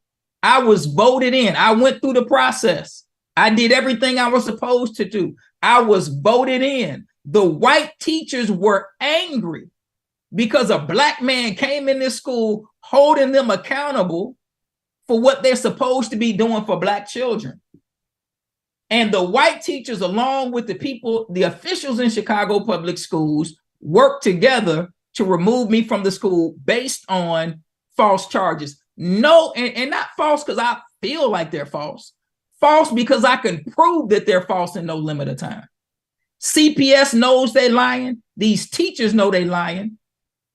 But what they want to do is try to cover it up. This is why we want y'all to join the fight. JusticeForAbdulMuhammad.com. We want y'all to share this story. We want y'all to sign the petition. If you can make a donation, there's a GoFundMe to make a donation. But we can't allow those who don't live in our communities to come in our communities and dictate who is going to be the principal in a Black school. Brothers and sisters, the school is in Inglewood in Chicago. That's a Black neighborhood. It's in a it's in the hood. It's in the Black community. So now we can't allow them to dictate what's going on in our community. So brothers and sisters, I want to get to questions. So now you may say, have you done anything to expose this? Absolutely. So one thing, brothers and sisters, I'm not going to do, I'm not going to lay down. That I'm not going to do. Most principals who go through this kind of stuff, who are targeted, they don't fight back. They just go on and do something else. But I'm just not that person. I'm not going to allow these people to lie on me, and I don't do anything to clear my name. That's not going to happen. I worked for 25 years to build my reputation. I'm not going to allow you, because you are racist, to try to destroy my reputation. I'm not going to allow it because you don't like Muslims. That's your problem. That's not my problem. So now, the brother who's over the principals union went to the Board of Education. The Board of Education is complicit because they know, because the brother went. So when he went to expose what was going on, I'm gonna play this video so y'all can see, because it's a cover up. And what we need from you all is to help expose the cover up. So we want to blast this all on social media. We want to put it on Mayor Brandon Johnson's Twitter page. We want to blast what's going on in Chicago and the removal of Black principals. We want to put it on social media. Now, they trying to cover it up. Let me show you this video real quick.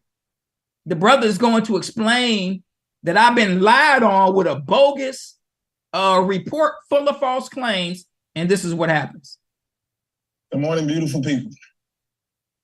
I am here because of the deep and profound corruption and incompetence of Kelly Tarrant and the CPS Law Department during the investigations of several principals, including Abdul Muhammad. Troy, I ask that you not make defamatory statements. You can state your case. I won't. But don't make defamatory statements. Defamatory means false. Especially when you're naming defamatory means false. Everything I say is provable, documented. Fine, we'll review your material, but there's no need. Including Abdul Muhammad of Lindblom and Gerald Merle of Dunbar.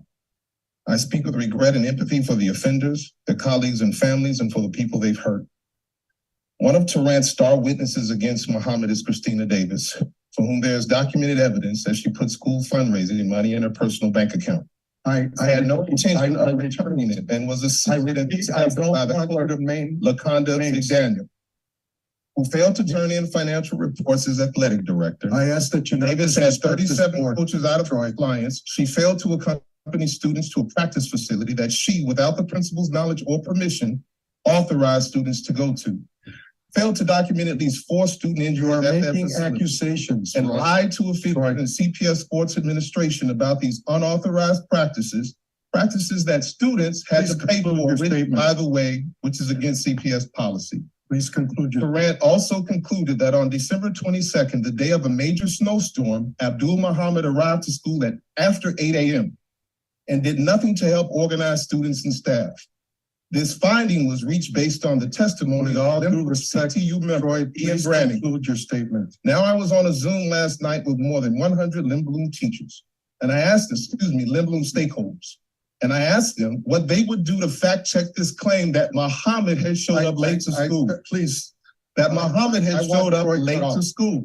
Troy, I have to cut you off. Despite having no professional experience. I have to cut you off. These parents said, all you have to do is check the time clock. Please respect. I ask security to escort you out, please. Leave me no other choice but to escort you out. Please. You leave me no other choice. I didn't want to have to do this, Troy. I wanted to hear you out. I didn't want you to be defaming individuals. You can state your case. You just referred to our staff as corrupt. You referred to our staff as corrupt. That's defamation. That's defamation. Refer to our staff as corrupt. I am sorry that it ends this way, Troy. I am sorry. No, please, no force. No, we don't want to use. Okay, brothers and sisters. So now that's the hypocrisy of the Board of Education, because they can defame me all day and night and run my name through the mud. But once the brother shows up to tell the truth, now all of a sudden, oh, you can't defame anybody. You can't. Oh, come on, man, please. So now, brothers and sisters, again, I want you all, if you're on your phone, open up another tab. You're on your computer, open up another tab. Go right now on justiceforabdulmuhammad.com and sign the petition.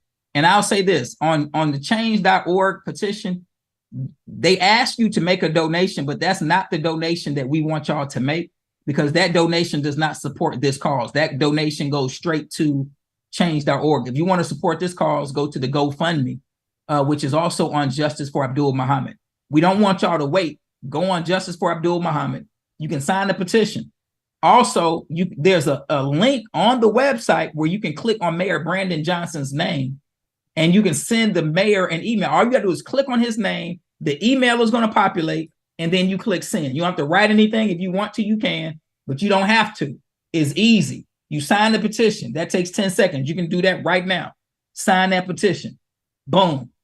Click on Mayor Brandon Johnson's name. An email is going to open up. You send the email. If you want to do your own email, that's fine. But we want to put pressure on these people to expose the lies and corruption of Chicago public schools. So now I just want to, we're going to wrap it up, brothers and sisters. Attorney Crump, of course, is supporting me 100%, as well as Father Flager. We had a press conference with Attorney Crump on July 6th here in Chicago, in front of Chicago Public Schools headquarters. Father Flager, who I've known Father Flager for at least 20 years.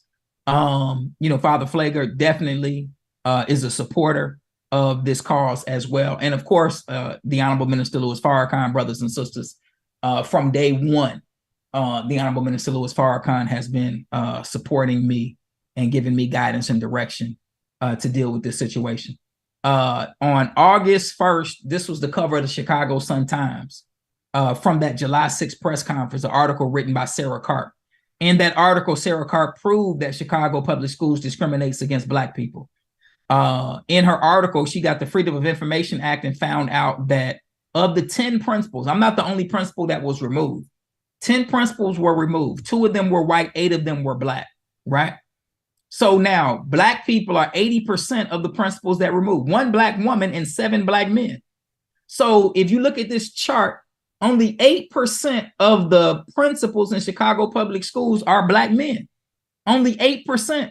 But there's 70% of the principals that are removed by Chicago public schools are Black men. So what is that telling you? That's telling you that Chicago public schools leadership is targeting Black men. And I'm telling you from my own experience, they're targeting us with false allegations to get us removed from our schools, to stop us. See, brothers and sisters, you look at the chaos that you see in the schools and in the streets. The chaos is there because they want the chaos there. Everywhere your brother has gone, including Lindblom. Lindblom was having fights and madness and different things going on. And this is one of the best schools in the city. But they were having fights and students getting beat with locks. And this is happening at one of the top schools in Chicago. And when your brother got to Lindblom, guess what? Shut it all down. Transform the school. Peace in the hallways. But, brothers and sisters, they want the madness. They want the chaos. So what we want y'all to do, don't wait. Don't pause, because you can listen to this and sign the petition. Sign the petition. Takes you 30 seconds. Email the mayor. Another 30 seconds. Click on his name. Email's going to populate. All you got to do is click send. If you want to make a donation, go to the GoFundMe. Don't make the donation on change.org. Go to GoFundMe. It's all on the same website, justiceforabdulmuhammad.com, and you can make a donation there. All right. So that's the website, brothers and sisters, justiceforabdulmuhammad.com. I want to pause right here. I think that's the end. Yeah, that's the end.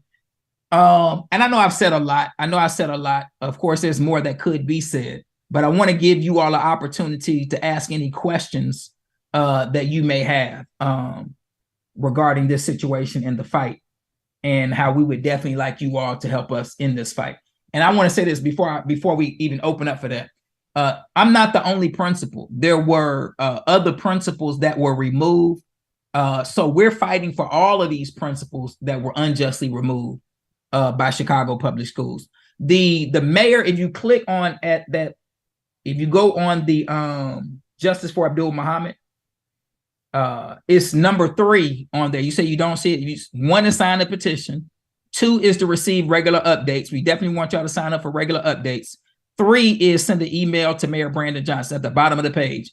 You click on that link, letter for the mayor. All you have to do is click on it and it populates. It's right at the bottom of the page.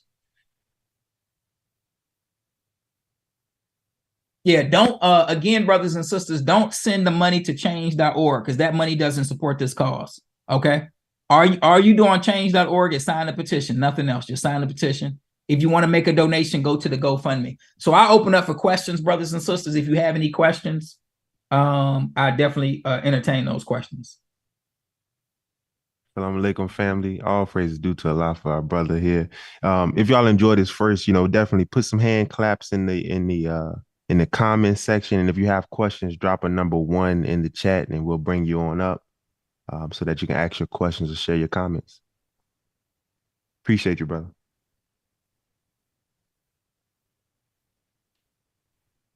And while y'all are getting those questions together, I got to say this, that, as Muslims, we're taught to fight with those who fight with you. And so that's what we got to do, brothers and sisters. We can't lay down. We got to fight. When we saw the brothers and sisters in Alabama, and we saw that fight, and all Black people celebrated across the country and across the world because we saw Black people standing up for one another. And that fight was a fight about disrespect at the end of the day.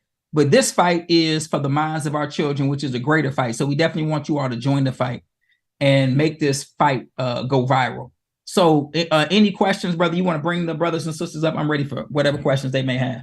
Yes, sir. Let me turn the unmute off. We had the first, Sister Yolanda. Assalamu alaikum. Wa alaikum salam. I appreciate you and I thank you for all the hard work that you have done and will continue to do with this situation at hand.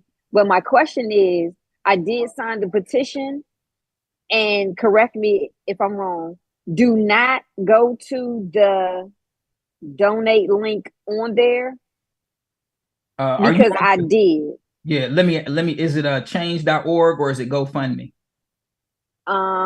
It was via PayPal. Let me go back to my history. Change.org. Yeah, yes, no, that's sir. not the one, sister. It is the GoFundMe.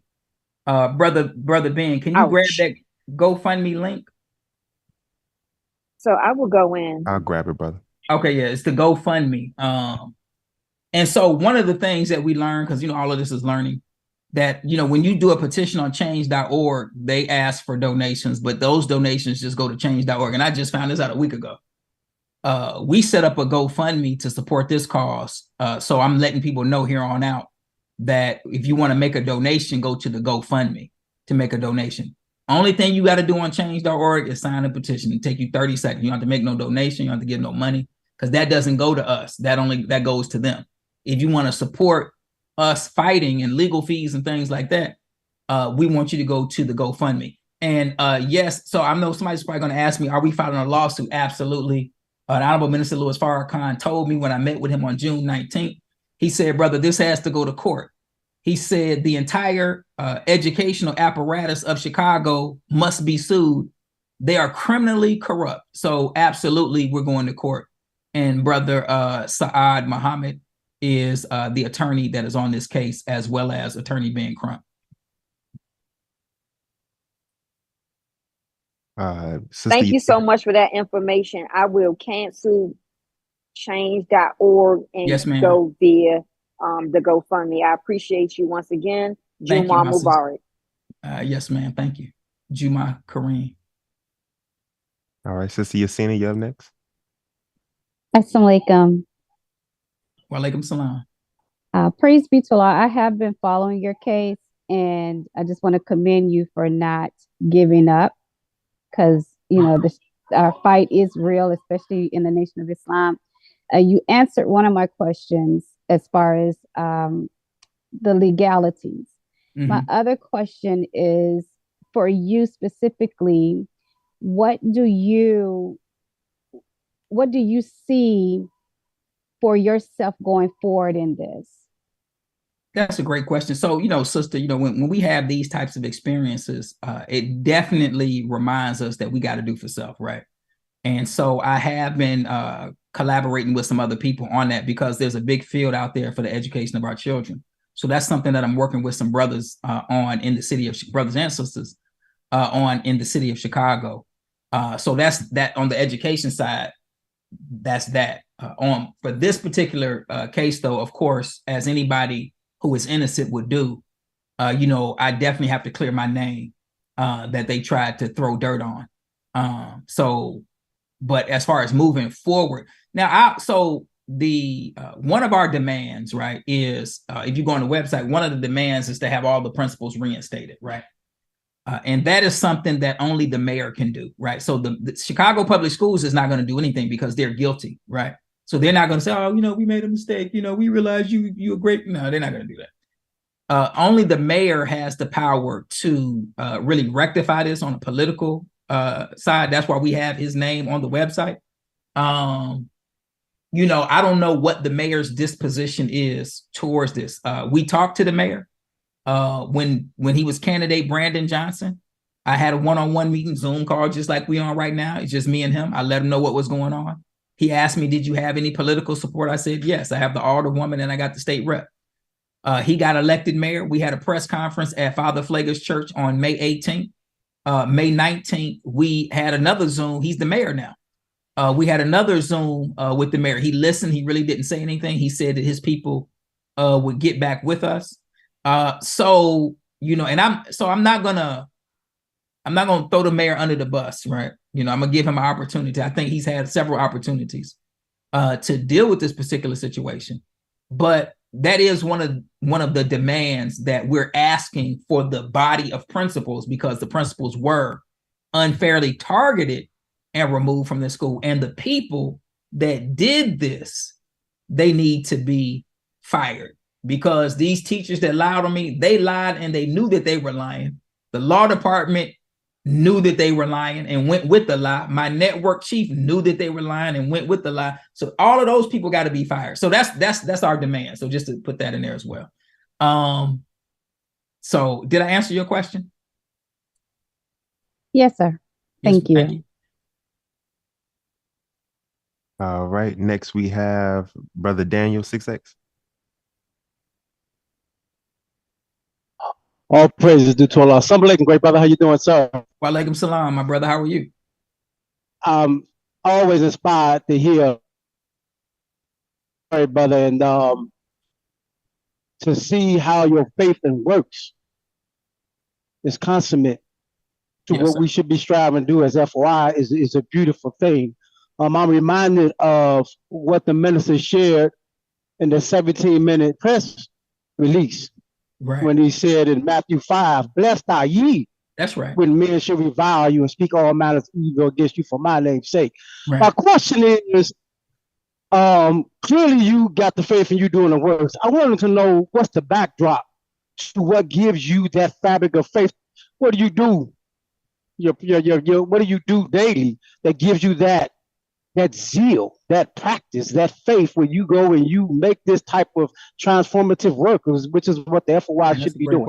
I'll tell you this, brother. And Brother Troy talked in the first video, I don't know if you were on when we first started, when we were at the press conference. The root of everything that I do is that I love my people. And I'm just going to tell y'all, it maybe that's not the answer that some of y'all want to hear, because you see love as some emotion that people talk about in movies, and that's not the love that I'm talking about. The love that I'm talking about is freedom, justice, and equality. So I love Black people. I love Black children. And when you love somebody, see, love is the greatest creative power in the universe, right? So now, Ja Rule, if you don't like Ja Rule, just let me make the point. Ja Rule had an album, and the name of that album was Pain and Love. Because these two things cause creativity. When you are in pain, right? So, like, one of my favorite rap songs is Many Men by 50 Cent, right? Many men wish death upon me. You can hear in the song the pain that brother was going through when he experienced that, right? And what connects you to the song is his expression of that pain that he was going through. That connects you, right? Because that creativity of get rich or die trying, right, was born out of what? Out of a whole bunch of pain, right? So pain is a creative force, right? But the greatest is not the greatest, but it is, right? The greatest creative force in the universe is love, right? Pain will make you do some stuff that you didn't think you could do or would do. Some of us do a lot of stupid stuff because we in pain. That's why we smoke back to back, right? Because we're trying to alleviate the pain of our existence, right? So now, just like pain is a creative force, love is a creative force. Love gives you the ability to do greater things than pain would give you to do, right? So when you, like, I love Black people. I love Black children. People talk so bad about Black children, and I disagree with you 100%. Oh, you can't, they savages. No, I disagree with you 100%. Ain't no hope for them. I disagree. I work with them all my life. I work with the so-called worst ones that shut up the block, that killed. I work with all of them. And because the love that I have for them is so great that the things that I do, right, came out of the love, right? So when the students came to me, they said, Muhammad, we want to do a battle rap. That wasn't my idea. They came with that idea. I just took the idea, right, out of my love, right, and organized the idea and did it, and then added, bring two canned goods to it, right? But it was their idea, but I did it because I love them. Why did I take them on every field trip to because I love them. And I said, look, ain't no love like, oh, I'm just going to do, no. In order to go with me, right? In order to go in the public with Muhammad, you got to be at the top of the class. No behavior. Like, come on, man. Like, I'm not just co-signing foolishness. We never went in public and were embarrassed because of the behavior of Black children, because I gave them an expectation that they had to reach before I took them on a field trip. I just didn't grab any rapper for the battle rap. Oh, you just got in a fight, you gang banging, you sagging your pants, you shooting up the block, you smoking weed in the school. Oh yeah, but you can be in a battle rap because I love you. That ain't love. Love is going to raise an expectation. Look, to do this, I need you to do that. And if you do that, then you can do this. That's love. If you just, man, love ain't that little weak stuff that we talk about. That's not love. I'm sorry, brothers and sisters. Love is going to put a demand on the one you love. You a husband, you a wife, right? You in a relationship, but you don't want a demand put on you. That's not love. Love puts demands on people. God loves you. Does God put demands on you? He wants you to pray 5 times a day. He wants you to fast during Ramadan. Right, exactly. Love is an action word. Love is not what you say. Love is what you do. So you ain't got to ask, man, Muhammad, do you love Black children? You can look at my work, and my work bears witness to this great love. So, brother, I'm not waking up doing jumping jacks and stuff like that. I'm not. But I will say this. When I got to Julian, I did start training in martial arts because I'm not taking an L. I'm sorry. And that's love too. I ain't taking no L from nobody. So I started training, and did it come in handy? Absolutely. If you're not training, I'm telling you, you need to train, because even though you love your people doesn't mean that your people love you, and they may do something crazy and you may have to deal with them. So yeah, I was training and people got dealt with. I'm just going to put it like that. But all of that's love, brothers and sisters. So the thing that motivates me is the love that I have for my people and the love that I have for my children. What is the root of everything that the minister does? The root of everything that he does is love. What is the root of everything that the most honorable Elijah Muhammad did? The root of it is love. What is the root of Master Fard Muhammad coming 9,000 miles to save us? Brothers and sisters, some of us won't go 9 miles, right? This man went 9,000. The root of everything that he did and they did is love. So that's my motivation, brothers and sisters. I love my people. And with love, you don't have to have all the answers. See, if you have love and you don't have all the answers, then the answers will come, right? Because you have love. But if you have all the answers and you don't have love, guess what? You have nothing.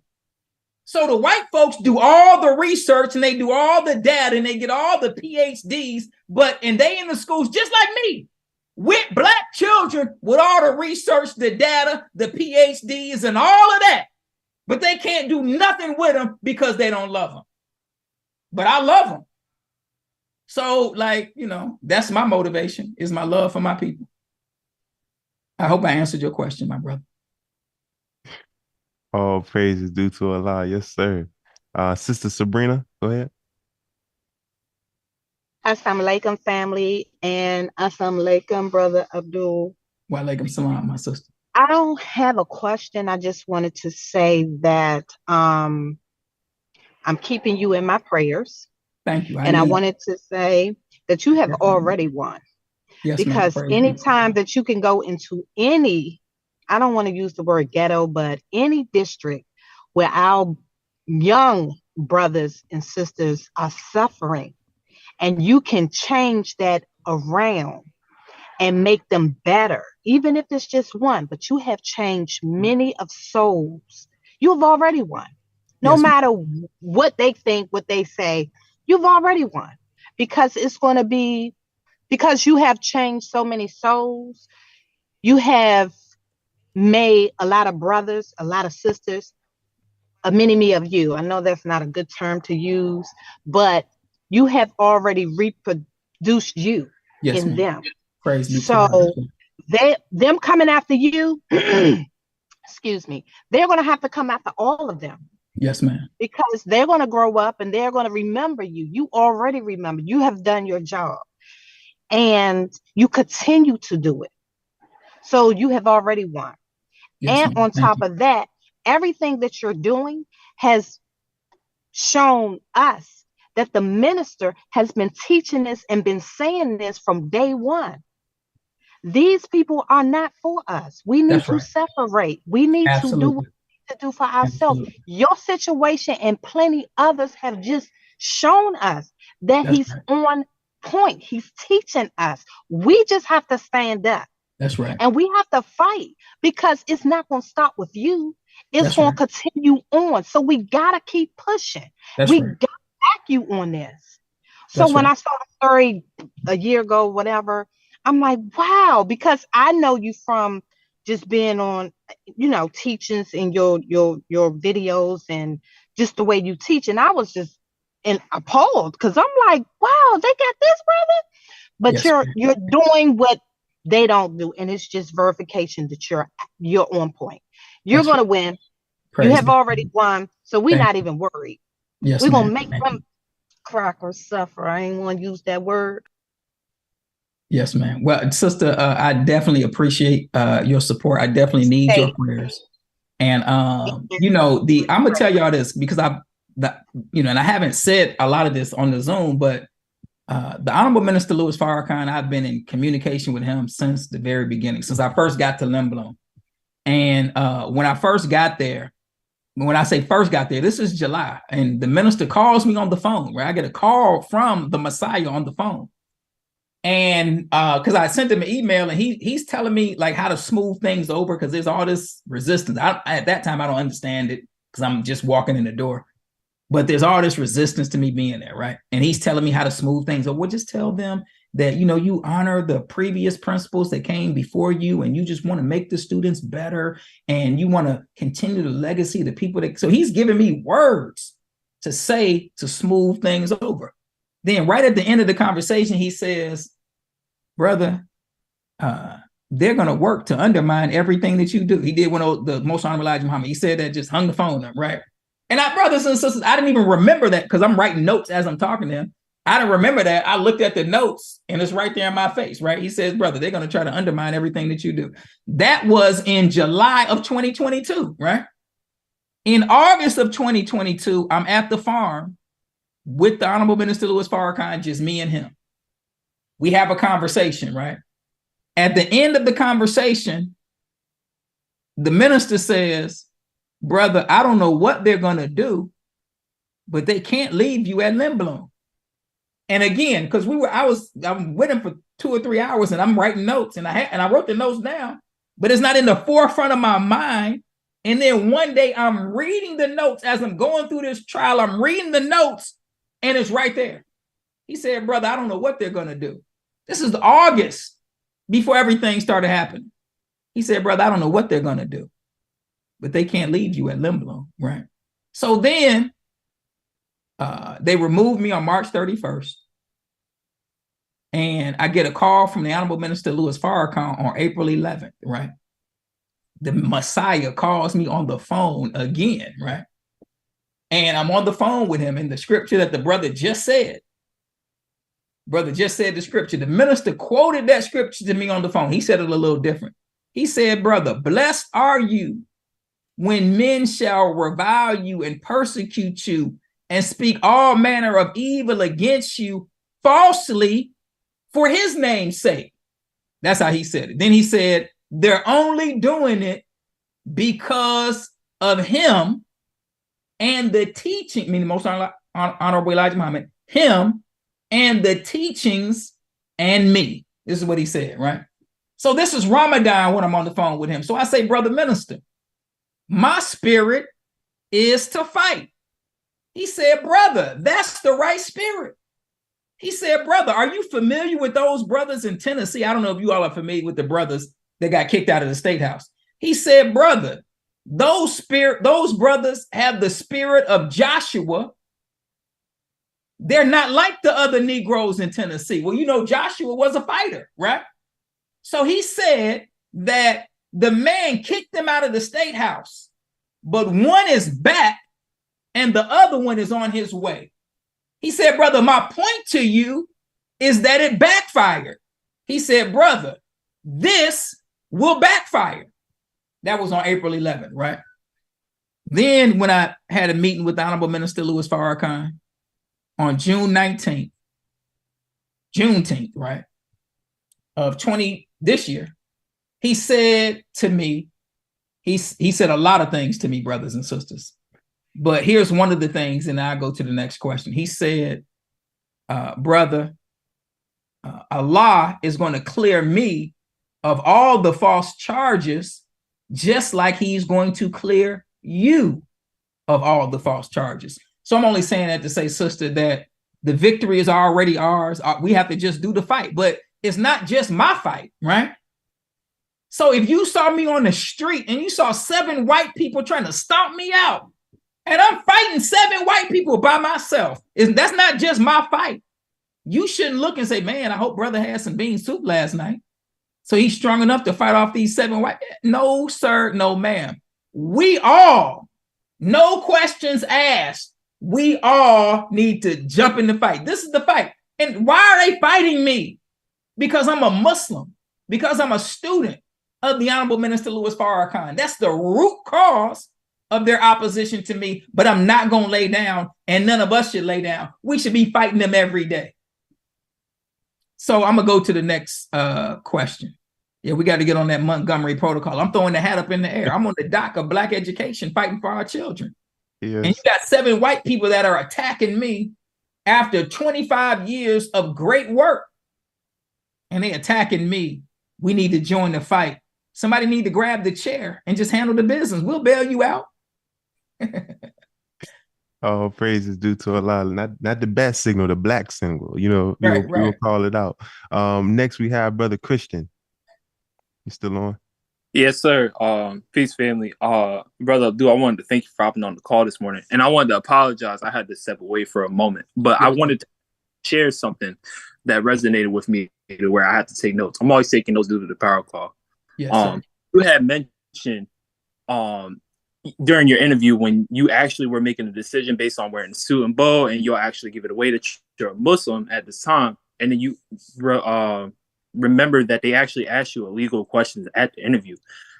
I wrote this down because me personally, I be having them Negro thoughts. Brother Ben be talking about all the time. Look, man, I'm still learning. I'm young. You know what I mean? I be having them Negro thoughts. Like me personally in this situation in a younger stage, like I might have responded the wrong way, but I admired you for instead of like letting those thoughts get the best of you, because you could have took it a different way. You were like, yes, sir. And actually process what he was saying. You knew, you peeped game. You knew exactly what he was trying to do. He's trying to get you out of character. So right. You know, I took note of that because it's something that I can continue to work on, right? And that's something that, you know, I feel like a lot of people in the young generation need to work on too. We don't always have to respond. That's like right. Sometimes we just have to simply just see it exactly for what it is and then That's proceed.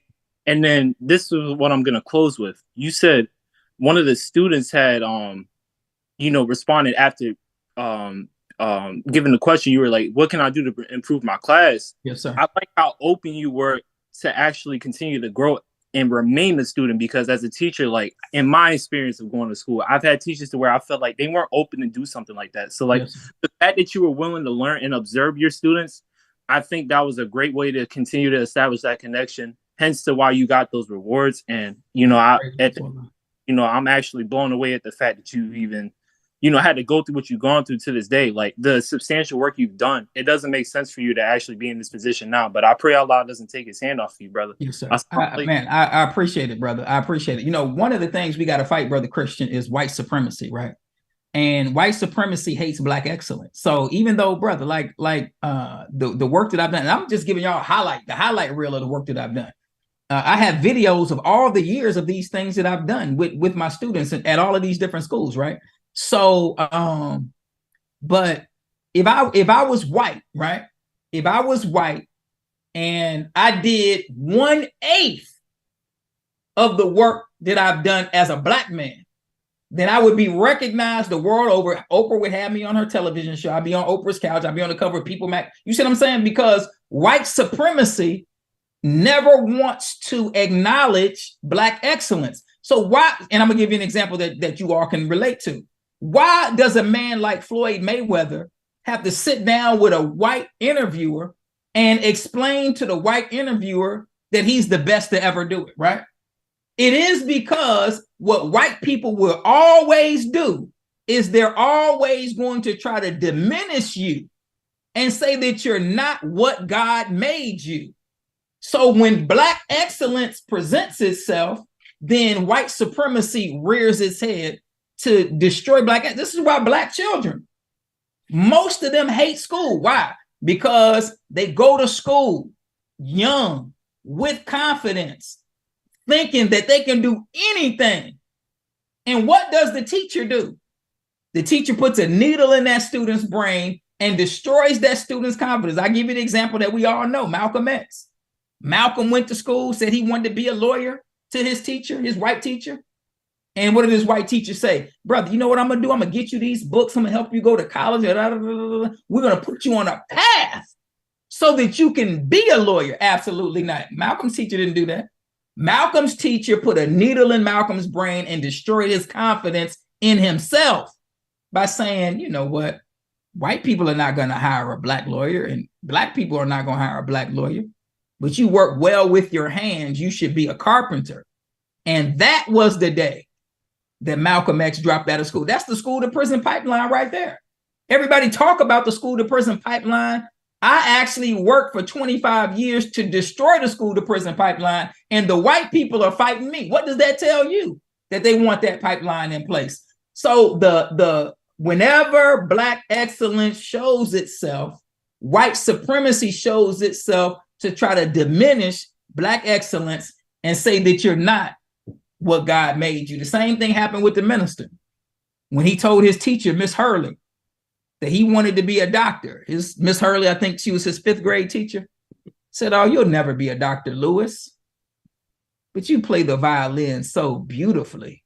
So what? Entertain white folks. That's all they want us for. So that's what we're dealing with, brother. And I definitely thank you for your question and comment. All praise is due to Allah. I appreciate Brother Christian sharing that as well, because that's something that I stand on as well. Wherever I go, I'm gonna have my bow tie on and my suit. And even when the atmosphere in corporate America, they get a little more slack now, and they're like, "Oh, you can come in," especially after COVID. You can come in how you want to. Well, this is how I want to come in. So I appreciate you sharing that as well. Next, we have Brother Samuel. Assalamu alaikum, Brother Abdul. Wa alaikum salam, my brother. Yes, sir. I had one of those stories too, second grade, a similar story, what you couldn't become. Right. And I've been teaching like 20 years. But I guess my question would come around the fact that are you see yourself in the near future in the process of producing, say, a book? Because this is, to me, is a lot of knowledge that you're learning that can be shared. And I have one like, for number one, you're out of the box ideas, right? I'm always a student, I'm always trying to learn more, right? As teachers do, right? Number two, the battle rap competition. You got a rubric for some of this kind of stuff. Number three, how do you balance keeping the standards done? Because my students say the same thing. Man, we just want you to talk. I got to teach this little math so you can learn the real math, Right. Number four, I said is five.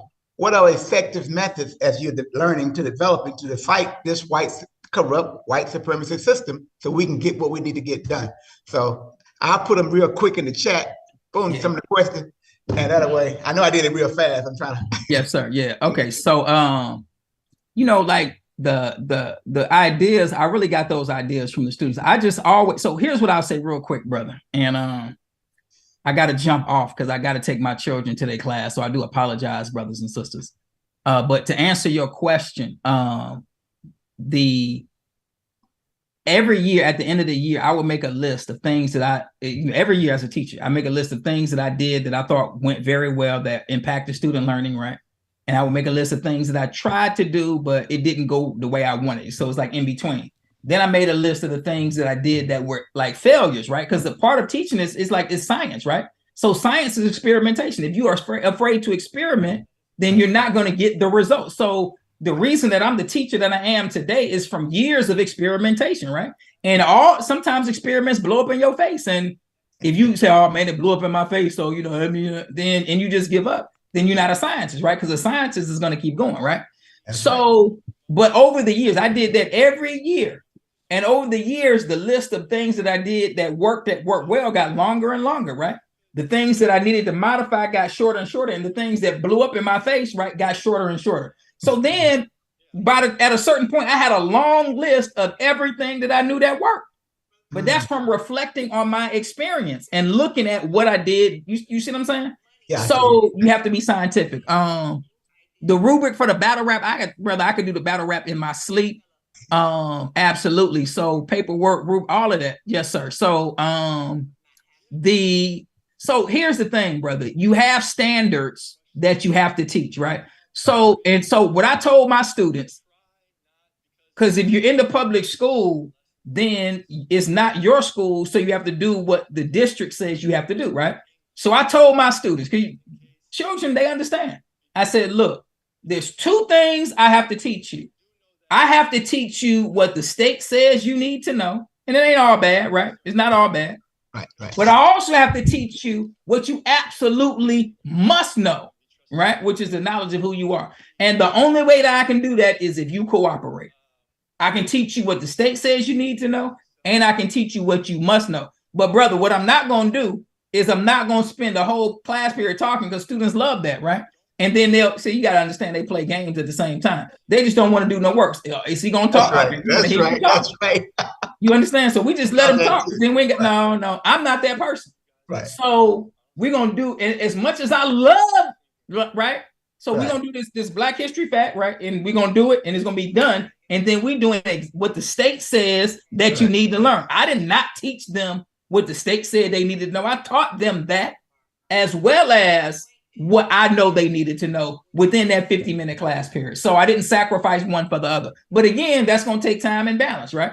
And the more you do it, then the better you'll become. There's a book coming out. And then, brother, I would just say with fighting corruption, you just got to stand on truth, brother. You know what I'm saying? You got to stand on truth, and you got to understand that the enemy is always trying to come against effective Black leadership.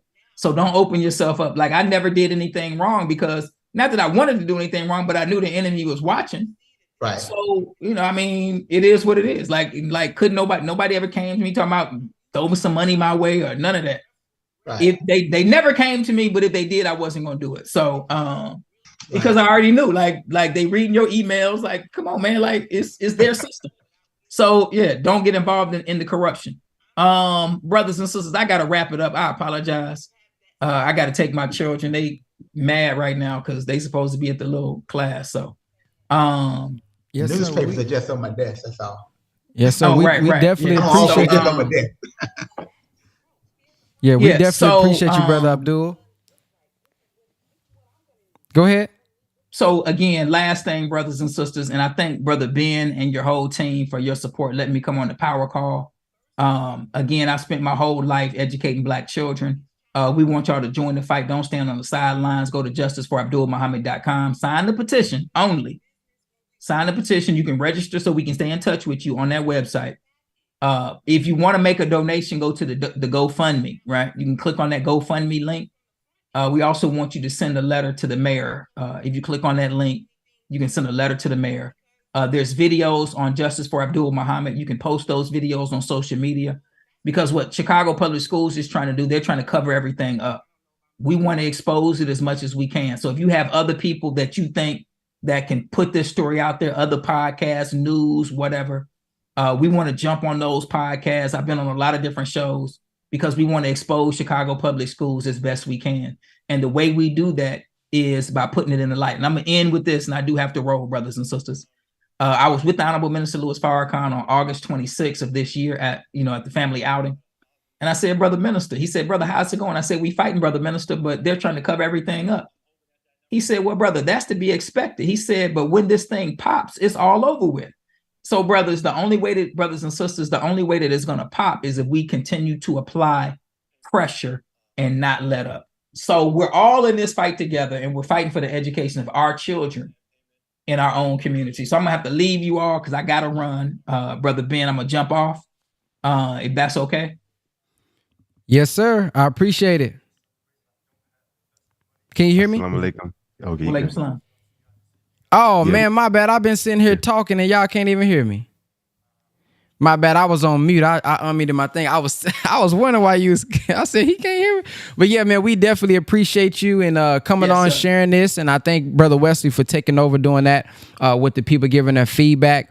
As always, I will put the link to where you guys can support them on the website, on the power call, so you guys can go sign your petitions. Make sure you go sign that petition on the website. I've done that. And those who want to donate, you can do that as well. And as always, we appreciate you, Brother Abdul Muhammad. Yes, sir. Thank you, my brother. And I appreciate you as well. And y'all keep up the good work. I love y'all. Yes, sir. Likewise. Assalamu alaikum. Walaikum salam. Man, I've been sitting here talking and responding. I'm like, well, y'all can't hear me. All right, y'all. So I appreciate y'all for tuning in to this morning's power call. We will see you guys on Monday, 8 a.m. Central Time. Brother Wesley did it for you already. Okay, he already put it in there. Great. Praise be to Allah. So thank y'all, and we'll see you guys, inshallah, Monday, 8 a.m. Central Time. Make sure that you invite somebody to the power call.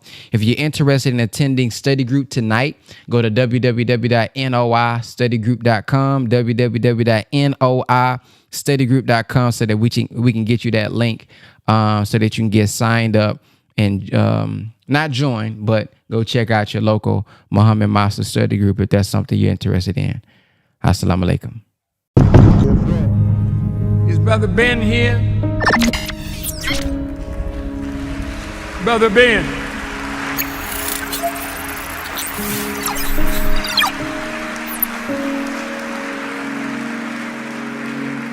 Now, Ben got a heck of a program. A lot of people listening to Brother Ben. And Ben tells them about the minister. And Ben tells them about the minister.